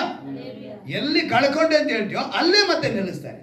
ನಿನ್ನ ದುರಾವಸ್ಥೆಯನ್ನು ತಪ್ಪಿಸ್ತಾರೆ, ಕರುಣಿಸ್ತಾರೆ, ನಿನ್ನನ್ನು ಕಟ್ತಾರೆ. ಅಂದರೆ ಎರಡನೇ ವಿಷಯವಾಗಿ ಇಸ್ರಾಯೇಲ್ ಮೇಲೆ ಇವತ್ತಿಗೂ ಹಮಾಸ್ನವರು ಯುದ್ಧ ಮಾಡ್ತಾನೇ ಇದ್ದಾರೆ. ನಾನು ಅದಕ್ಕೆ ಅವಾಗಲೂ ಹೇಳಿದ್ದು, ಇಸ್ರಾಯೇಲಿನ ಮೇಲೆ ಯೆರೂಸಲೇಮಿನ ಪಟ್ಟಣಕ್ಕಾಗಿ ಶುಭಕ್ಕೋಸ್ಕರ ನಾವು ಪ್ರಾರ್ಥನೆ ಮಾಡೋಕ್ಕೂ ಅವರೊಂದು 200 ಜನನ ಗುಲಾಮತನಕ್ಕೆ ತೊಗೊಂಡೋಗ್ಬಿಟ್ಟಿದ್ದಾರೆ ಇಸ್ರಾಯೇಲರನ್ನು. ಅವ್ರು 200 ಜನನ ಇಟ್ಕೊಂಡು ಬಿಡೋದೇ ಇಲ್ಲ ಅಂತಿದ್ದಾರೆ ಹಮಾಸ್ನವರು. ಆದರೆ ನಮ್ಮ ಇಸ್ರಾಯೇಲ್ನವರು ಸುಮಾರು ಒಂದು 50,000 ಜನ ಮೇಲೆ ಅವ್ರನ್ನ ಬಾಂಬ್ ಹಾಕಿ ನಾಶ ಆಗೋದು. ನಾಶ ಆದರೂ ಹೇಳುವಾಗ ಒಂಥರ ದುಃಖನೇ. ಅವರು ಮನುಷ್ಯರೇ, ನಾವು ಮನುಷ್ಯರೇ, ಏನು ಮಾಡೋಕ್ಕಾಗಲ್ಲ. ಈಗ ಚೆನ್ನಾಗಿ ಮಾಡ್ಕೊಳ್ಳಿ. ನಾನು ಮೊನ್ನೆ ದಿವಸ ಕೂಡ ಅದೇ ಹೇಳಿದೆ, ದೆವ್ವಗಳ ಕುರಿತು ಮಾತಾಡುವಾಗ ಹೀಗೆ ಹೇಳ್ತಾ ಇರ್ತೀನಿ, ಯುದ್ಧ ಮಾಡಿದವರೆಲ್ಲ ಅವರೇ ನಮ್ಮ ಶತ್ರುಗಳ. ಆ ಕಡೆ ಒಬ್ಬ ಇದ್ದಾನೆ ಯುದ್ಧ ಮಾಡುವಾಗ, ಪಾಕಿಸ್ತಾನ ಆಗಿರ್ಬೋದು, ನಾವು ಇಂಡಿಯಾನೇ ಆಗಿರ್ಬೋದು, ಅಲ್ಲಿರೋವಂಥ ವ್ಯಕ್ತಿ ನಮಗೇನು ಶತ್ರುನ, ದೇಶದ ದೇಶಕ್ಕಾಗಿ ಇವನು ಪ್ರಾಣತ್ಯಾಗ ಮಾಡ್ತಾನೆ, ಅವನ ದೇಶಕ್ಕೆ ಅವನು ಪ್ರಾಣತ್ಯಾಗ ಮಾಡ್ತಾನೆ. ನಮಗಿಬ್ರಿಗೂ ಏನಿಲ್ಲ, ಶತ್ರುತ್ವ ಇಲ್ಲ, ಆದರೆ ದೇಶಕ್ಕಾಗಿ ನಿಂತ್ಕೊಳ್ಳುವಂಥವ್ರು. ಹಾಗೆ ದೇವರ ವಿಷಯದಲ್ಲಿ ಇವತ್ತು ಅನೇಕರು ಹೀಗೆ ಇದ್ದಾರೆ. ನಾವಿವತ್ತು ತಿಳ್ಕೋಬೇಕು, ಎಲ್ಲರೂ ರಕ್ಷಣೆ ಹೊಂದಬೇಕು, ಇಡೀ ಭೂಮಂಡಲ ರಕ್ಷಣೆ ಹೊಂದಬೇಕು, ಪುನಃ ಕಟ್ಟಲ್ಪಡಬೇಕು, ದೇವರ ರಾಜ್ಯ ಬರಬೇಕು. ನಮ್ಮ ಗಮನದಲ್ಲಿ ಇಡಬೇಕು, ಗಂಡ ಹೆಂಡತಿ ಒಬ್ರಿಗೊಬ್ರು ಮಕ್ಕಳ ಮುಂದೆ ಯಾವತ್ತೂ ಬಿಟ್ಕೊಡ್ಬಾರ್ದು. ಅವಾಗ ಮನೆ ಕಟ್ಟಲ್ಪಡಲ್ಲ. ಗಂಡ ತನ್ನ ಹೆಂಡತಿನ ಮಕ್ಕಳ ಮುಂದೆ ಬಿಟ್ಕೊಡ್ಬಾರ್ದು. ನಿಮ್ಮಮ್ಮ ಯಾರು ಗೊತ್ತೇನೋ ಅಂತ ಹೇಳ್ದ ಅಂತ ಇಟ್ಕೋ, ಮಕ್ಕಳಿನ ಮುಂದೆ ಅಮ್ಮ ಸದರಾಗ್ತಾರೆ. ಹಾಗೆ ಅಮ್ಮ ತನ್ನ ಗಂಡನ ಅಂದರೆ ತಂದೆನ ಎಲ್ಲಿ ಮಾಡಬಾರ್ದು, ಮಕ್ಕಳ ಮುಂದೆ ಬಿಟ್ಕೊಡ್ಬಾರ್ದು. ಹಿರಣ್ಯ ಇದರಲ್ಲಿ ವೀಕೆಂಡು ಪ್ರೋಗ್ರಾಮ್ ಒಂದು ಬರುತ್ತಲ್ಲ, ಇದನ್ನೆಲ್ಲ ಸ್ಟೇಟಸ್ಗಳಲ್ಲಿ ಹಾಕ್ತಾ ಇರ್ತಾರೆ, ನೋಡ್ತೀನಿ. ಯಾರೂ ಇಲ್ಲಿ ಚಾಚಾಗಳೇನಿಲ್ಲ, ನಾವೆಲ್ಲ ಮೊಬೈಲ್ ನೋಡೋರೆಲ್ಲ. ಆಮೇಲೆ ಏನು ಪಾಸ್ಟ್ರು ಸೀರಿಯಲ್ಲು ಟಿ ವಿ ನೋಡ್ತಾರ ಅನ್ಬೇಡಿ. ಇವಾಗ ಇನ್ಸ್ಟಾಗ್ರಾಮಲ್ಲಿ ಎಲ್ಲ ಬರುತ್ತೆ, ಆಯಿತಾ. ನಾವು ಬೇಗ ಹಿಡ್ದಿರೋದನ್ನ ಸ್ಕ್ರಾಲ್ ಮಾಡ್ಕೊಂಡು ಹೋಗ್ತಾ ಇರಬೇಕು ಅಲ್ವಾ. ಕೆಲವು ವಿಷಯಗಳು ನಮ್ಮ ಗಮನಕ್ಕೆ ಬರುತ್ತೆ, ನಾವು ನೋಡಿಲ್ಲ ಅಂದ್ರೂ ಕೂಡ ನಮ್ಮ ಗಮನಕ್ಕೆ ಮುಂದೆ ನಿಂತ್ಕೊಳ್ಳುತ್ತೆ. ನಾವು 4 ಜನರ ಮಧ್ಯದಲ್ಲಿ ವಾಸ ಮಾಡ್ತಿದ್ವಿ, ಯಾವುದು ಬೇಕು ಅಂತ ತಿಳ್ಕೊಂಡು, ಅದಕ್ಕೆ ದೇವರು ಸ್ವೇಚ್ಛೆಯನ್ನು ಕೊಟ್ಟಿದ್ದಾರೆ, ಸ್ವತಂತ್ರನ ಕೊಟ್ಟಿದ್ದಾರೆ. ಕೆಟ್ಟದನ್ನು ತಳ್ಳಾಕಿ ಒಳ್ಳೆಯದನ್ನು ಮಾತ್ರ ತೆಗೆದುಕೊಳ್ಬೇಕು. ಹಾಗಂತ ಹೇಳಿ ನಾನು ಸಿನಿಮಾ ನೋಡೋಕೆ ಹೋಗ್ಬಿಟ್ಟು ಅದರಲ್ಲಿ ನಾನು ಬೆಳಕಿರೋದು ಮಾತ್ರ ತೊಗೊಳ್ತೀನಿ, ಒಳ್ಳೆಯದನ್ನು ಮಾತ್ರ ತೊಗೊಳ್ತೀನಿ, ಕೆಟ್ಟದನ್ನೆಲ್ಲ ಬಿಟ್ಬಿಡ್ತೀನಿ ಬ್ರದರ್, ಅದರಿಂದ ನಾಳೆಯಿಂದ ನಾನು ಡೈಲಿ ಸಿನಿಮಾ ಹೋಗ್ತೀನಿ ಹಂಗಂತ ಹೇಳೋದು. ಹಂಗೆ ಹೇಳೋದನ್ನ ನಾನು ಹೇಳ್ತಿರೋ ವಿಷಯ ಏನು ಅಂದರೆ, ಒಂದು ಕಾಲದಲ್ಲಿ ಸಿನಿಮಾ ಅನ್ನೋದು ಮನುಷ್ಯನಿಗೆ ಒಂದು ವಿಷಯ ತಿಳಿಸಕ್ಕೆ ಬಂದಂಥ ಒಂದು ರೂಪ ಅಷ್ಟೇ. ಅದನ್ನು ಒಳ್ಳೆಯದಕ್ಕೆ ಬಳಸಬೇಕು ಅಂತ ತಗೊಂಬಂದರು. ಆದರೆ ಇವತ್ತದು ಕೆಟ್ಟದಾಗಿ ಕಾಣಲ್ಪಡ್ತಾ ಇದೆ, ಆಯ್ತಾ. ಅದರಿಂದ ನಾನು ಯಾವುದನ್ನು ಪ್ರಮೋಟ್ ಮಾಡ್ತಾ ಇಲ್ಲ, ನೀವು ಅದನ್ನು ಮಾಡಿ ಇದನ್ನು ಮಾಡಿ ಅದೆಲ್ಲ ನಿಮ್ಮ ಮುಂದೆ ಇಟ್ಟಿದ್ದೀನಿ. ನಿಮಗೆ ಒಳ್ಳೇದು ಯಾವುದು ಕೆಟ್ಟದ್ದು ಯಾವುದು ನೀವೇ ಆರಿಸ್ಕೊಳ್ಬೇಕು, ನೀವು ಆರಿಸ್ಕೊಂಡು ಹೋಗಬೇಕು. ಅದನ್ನೇ ದೇವರು ನಮ್ಗೆ ಇಡ್ತಿದ್ದಾರೆ. ಇವತ್ತು ನೀನು ನಿನ್ನ ಮಕ್ಕಳ ಮುಂದೆ ಹೇಗಿದೆಯಾ, ಗಂಡ ಹೆಂಡತಿ ಆಗಿರೋರು, ತಂದೆ ತಾಯಿ ಆಗಿರೋರು, ಮಕ್ಕಳು ಹೇಗಿದ್ದೀರಾ. ನಿಮ್ಮ ಮಕ್ಕಳು ತಂದೆ ತಾಯಿನ ಬೇರೆಯವ್ರ ಹತ್ರ ಬಿಟ್ಕೊಡ್ಬಾರ್ದು. ನಮ್ಮ ಅಪ್ಪನ 10 ವರ್ಷ ಆಯಿತು ನನಗೊಂದು ಜೀನ್ಸ್ ಪ್ಯಾಂಟ್ ಇಸ್ಕೊಟ್ರು. 10 ವರ್ಷದಿಂದ ಒಂದು ಸೈಕಲ್ ಕೇಳ್ತಾ ಇದ್ದೀನಿ ನಮ್ಮ ಅಪ್ಪನ, ಒಂದು ಗಾಡಿ ಕೇಳ್ತಾ ಇದ್ದೀನಿ, ಒಂದು ಬಟ್ಟೆ ಕೇಳ್ತಾ ಇದ್ದೀನಿ. ಹೇಳೋಕ್ಕಿಲ್ಲ. ನಿಮ್ಮ ತಂದೆ ನಿಮ್ಮ ತಾಯಿನೇ ಅವ್ರು ಮಾಡಿದಂಥ ತ್ಯಾಗ ಬೇರೆ ಯಾರೂ ಮಾಡೋಕ್ಕಾಗಲ್ಲ. ಅವ್ರು ನಿಮ್ಗೇನು ತ್ಯಾಗ ಮಾಡಿದಾರೋ ಅದನ್ನೇ. ಹಾಗೆ ಮಕ್ಕಳನ್ನ ಹೆತ್ತವರೆಲ್ಲೂ ಬಿಟ್ಕೊಡ್ಬಾರ್ದು. ನನ್ನ ಮಗನ ಅಯ್ಯೋ ಏನು ಕಾರು ಅಂತೇಳಿ ನೀವೆಲ್ಲನ ಹೇಳಿದ್ರಿ ಅಂದರೆ ನಾವೇ ಶಾಪಗ್ರಸ್ತರು, ಹೆತ್ತವರು ಎಲ್ಲೂ ಬಿಟ್ಕೊಡ್ಬಾರ್ದು. ಅದಕ್ಕೇ ಈ ವಿಷಯಗಳು ಪುನಃ ಕಟ್ಟಲ್ಪಡಬೇಕು. ಹಾಳು ದಿಬ್ಬವಾಗಿರುವಂಥ ನಮ್ಮ ಮನೆಗಳು ಕಟ್ಟಲ್ಪಡಬೇಕು. ದೇವರ ಕರುಣೆ ನಮ್ಮ ಮೇಲೆ ಬಂದು ನಾವೇನು ಮಾಡಬೇಕು, ಪುನಃ ಕಟ್ಟಲ್ಪಡಬೇಕು. ಅಲ್ಲಿಗೆ ಯಾರು ಅದಕ್ಕಾಗಿ ದೇವರ ಸ್ನೇಹವನ್ನು ಬಯಸ್ತಾರೋ ಅವರಿಗೆ ಕಟ್ಟಲ್ಪಡುತ್ತೆ. ಯೆಶಾಯನ ಪ್ರವಾದಿಯ ಗ್ರಂಥ 33ನೇ ಅಧ್ಯಾಯದಲ್ಲಿ ಒಂದು ಮಾತನ್ನು ಓದಿ ನಾವು ಪ್ರಾರ್ಥನೆಗೆ ಹೋಗೋಣ. ಯೆಶಾಯನ ಪ್ರವಾದಿಯ ಗ್ರಂಥ 33ನೇ ಅಧ್ಯಾಯ 20ನೇ ವಾಕ್ಯವನ್ನು ಗಮನಿಸುವಾಗ ಅಲ್ಲಿ ಒಂದು ಅದ್ಭುತವಾದ ಮಾತು ಬರೆಯಲ್ಪಟ್ಟಿದೆ ನೋಡಿ. ಯೆಶಾಯನ ಪ್ರವಾದಿಯ ಗ್ರಂಥ 33ನೇ ಅಧ್ಯಾಯ 20ನೇ ವಾಕ್ಯ ನಮ್ಮ ಉತ್ಸಾಹಗಳು ಏನಂತೆ? ನಮ್ಮ ಉತ್ಸಾಹಗಳು ನಡೆಯುವ ಚಿಯೋನ್ ಪಟ್ಟಣವನ್ನು ದೃಷ್ಟಿಸಿರಿ. ಯೆರೂಸಲೇಮು ನೆಮ್ಮದಿಯ ನಿವಾಸವಾಗಿಯೂ, ಇಲ್ಲಿದೆ ನೋಡಿ, ನೆಮ್ಮದಿಯ ನಿವಾಸವಾಗಿಯೂ ಗೂಟ ಕೀಳದ ಹಗ್ಗ ಅರಿಯದ ಒಂದೇ ಕಡೆ ಇರುವ ಗುಡಾರವಾಗಿಯೂ ಇರುವುದನ್ನ ನೀವು ಕಣ್ಣಾರೆ ಕಾಣುವಿರಿ. ಯಾವುದು ಅಂತ ಹೇಳುವಾಗ ಅಲ್ಲಿ ಬರೆಯಲ್ಪಟ್ಟಿದೆ, ನಮ್ಮ ಉತ್ಸವಗಳು ನಡೆಯುವ ಚಿಯೋನ್ ಪಟ್ಟಣ. ಉತ್ಸವ ನಡೆಯುವ ಚಿಯೋನ್ ಪಟ್ಟಣ ಸಭೆಯಲ್ಲಿ ದೇವರ ವಾಕ್ಯ. ಈ ವಾಕ್ಯಗಳಿಂದ ನಿಮಗೆ ಉತ್ಸವದ ಆನಂದದ ಒಂದು ವಿಷಯನ ತಿಳಿಸ್ತಾರೆ.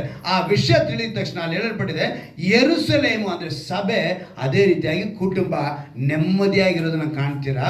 ಏನಂತ ಹೇಳ್ತಾರೆ? ಒಂದು ಕಡೆ ಇರುವ ಗೂಡಾರವಾಗಿಯೂ ಇರುವ ಅದನ್ನು ನೀವು ಕಣ್ಣಾರೆ ಕಾಣುವಿರಿ. ಯಾವ ಕಡೆ ಇರುವುದನ್ನು ಕಾಣುವಿರಿ ಅಂದರೆ, ಮೇಲೆ ಮುಖ್ಯವಾದ ಮಾತನ್ನು ಬರೆಯಲ್ಪಟ್ಟಿದೆ ನೋಡಿ, ಚಿಯೋನ್ ಪಟ್ಟಣವನ್ನು ದೃಷ್ಟಿಸಿರಿ, ಯೆರೂಸಲೇಮು ನೆಮ್ಮದಿಯು ನಿವಾಸವಾಗಿಯೂ ಗೂಟ ಕೀಳದ. ಗೂಟ ಕೀಳೋದಂದ್ರೆ ಏನರ್ಥ? ಒಂದು ಟೆಂಟ್ ಹಾಕ್ಬೇಕು, ಒಂದು ಗೂಟ ಹೊಡೆದ, ಅಲ್ಲಿಂದ ದಾರ ಎಳೆದು ಈ ಗೂಟಕ್ಕೆ ಎಡ್ತೀವಿ. ನೆಕ್ಸ್ಟ್ ಪದ ಹೇಳ್ತಾರೆ, ಹಗ್ಗ ಅರಿಯದ. ಟೆಂಟ್ ಹಾಕಿ ಗುಡಾರ ಹಾಕಿ ಅಲ್ಲಿಂದ ದಾರ ಎಳೆದು ಇಲ್ಲಿ ಗೂಟ ಕಟ್ಟಿ, ಆ ದಾರ ಕಟ್ಟಾಗ್ಬಿಟ್ರೆ ಏನಾಗ್ಬಿಡುತ್ತೆ?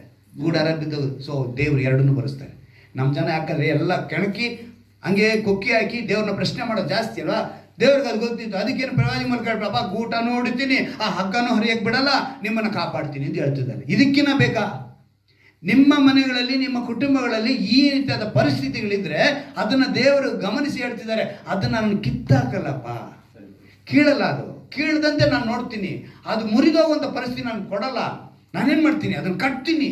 ಪುನಃ ಕಟ್ಟಲ್ಪಡೋದು ಅಂತ ಹೇಳಿ ಮೊದಲನೇದಾಗಿ ಏನು ಕೇಳಿದ್ರು ಅವರು? ನೀವು ಸ್ನೇಹನ ಬಯಸಿದ್ರೆ, ದೇವರ ರಹಸ್ಯನ ತಿಳ್ಕೊಂಡ್ಬಿಟ್ರೆ ದೇವ್ರೇನು ಮಾಡ್ತಾರೆ? ನಿಮ್ಮೊಂದಿಗೆ ಇರ್ತಾರೆ. ನಿಮ್ಮೊಂದಿಗೆ ಇರೋಂಥವ್ರು ದೇವರು ಪುನಃ ಕಟ್ತಾರೆ. ಪುನಃ ಕಟ್ಟುವಂತ ಹೇಳ್ತಾರೆ ನೋಡಿ. ಯೋಹಾನ ಬರೆದ ಸುವಾರ್ತೆ 10ನೇ ಅಧ್ಯಾಯ 28ನೇ ವಾಕ್ಯದಲ್ಲಿ ಹೇಳಲ್ಪಟ್ಟಿದೆ, ನನ್ನ ಕೈಯಿಂದ ಯಾರು ಕಸಕೊಳ್ಳರು, ನನ್ನ ಕುರಿಗಳನ್ನ ಕಸಕೊಳ್ಳರು ಅನ್ನೋ ಪದ ಬರೆಯಲ್ಪಟ್ಟಿದೆ. ಕಸಕೊಳ್ಳರು ಅಂದ್ರೇನು? ಯಾರು ಕಳ್ತನ ಮಾಡೋಕ್ಕಾಗಲ್ಲ ಅಂತ ಅರ್ಥ ಅಲ್ವಾ? ಇವತ್ತು ನಾವು ಅನೇಕ ವಿಷಯಗಳಲ್ಲಿ, ಅದಕ್ಕೆ ದೇವರ ಕರದಲ್ಲಿ ನಾವು ಇದ್ಬಿಟ್ರೆ ಅದು ಬಲಪಡಿಸುವ ಕರವಾಗಿರುತ್ತೆ. ಅಲ್ಲೆಲ್ಲೂಯ ಹೇಳ್ಬೇಕು. ನೀವು ಬಲಪಡಿಸುವ ಕರ ಅಂದ್ರೆ ಅಲ್ಲೆಲ್ಲೂಯ ಅಂತ ಹೇಳ್ಬೇಕು. ಹಾಗೆ ನೀವು ಬಲನ ಹೊಂದಿದ್ದೀರಾ ಅಂತ ಅರ್ಥ. ಕಾಪಾಡುವ ಕರ, ಅಲ್ಲೆಲ್ಲೂಯ. ದೇವರು ಹೇಳ್ತಾರೆ, ರಕ್ಷಿಸುವ ಕರ, ಸ್ವಸ್ಥತೆಯ ಕರ, ವಿಮೋಚನೆಯ ಕರ, ಬಿಡುಗಡೆಯ ಕರ, ಸಂತೈಸುವ ಕರ. ಆ ಕರ ಒಳಗಡೆ ಇದ್ಬಿಟ್ಟು ಅದಕ್ಕೆ ಹೇಳ್ತಾರೆ, ನಿನ್ನ ನಾನು ಅಂಗೈಯಲ್ಲಿ ಚಿತ್ರಿಸಿದ್ದೇನೆ. ಇವತ್ತು ಈ ಅಂಗೈನ ತಗೊಂಡೋಗಿ ಬೇರೆ ಅಂಗೈ ಕೊಟ್ಬಿಡ್ತಾನೆ ಇವನು. ನೋಡ್ರಿ, ನಮ್ಮ ಅಂಗೈನ ರೇಖೆ ಎಲ್ಲಿ ಹೋಗಿ ಹಳ್ಳದಲ್ಲಿ ಬೀಳ್ತಾ ಇದೆಯಾ, ಪಕ್ಕಕ್ಕೆ ಹೋಗ್ತಾ ಇದೆಯಾ, ವಿದ್ಯೆ ಬರುತ್ತಾ, ಸಂಬಳ ಬರುತ್ತಾ, ಉದ್ಯೋಗ ಬರುತ್ತಾ ಅಂತಾನೆ. ಇದನ್ನ ನೋಡ್ಬಿಟ್ಟು, ಅಲ್ಲ ನಮ್ಮನ್ನು ಮದುವೆ ಆಗುತ್ತೇನೆ ರೀ ನೋಡಿ ಹೇಳಿ, ಈ ರೇಖೆ ಹೇಳುತ್ತಂತ. ನಾವು ಅನ್ಯಾಯವಾಗಿ ಮಾಡದೇ ಇದ್ರೆ ಅವರ ಸ್ನೇಹ ಬಂದ್ಬಿಡ್ತು. ಅವರ ಸ್ನೇಹ ಬಂದರೆ ನಾವು ಕಟ್ಟಲ್ಪಡ್ತೀವಿ.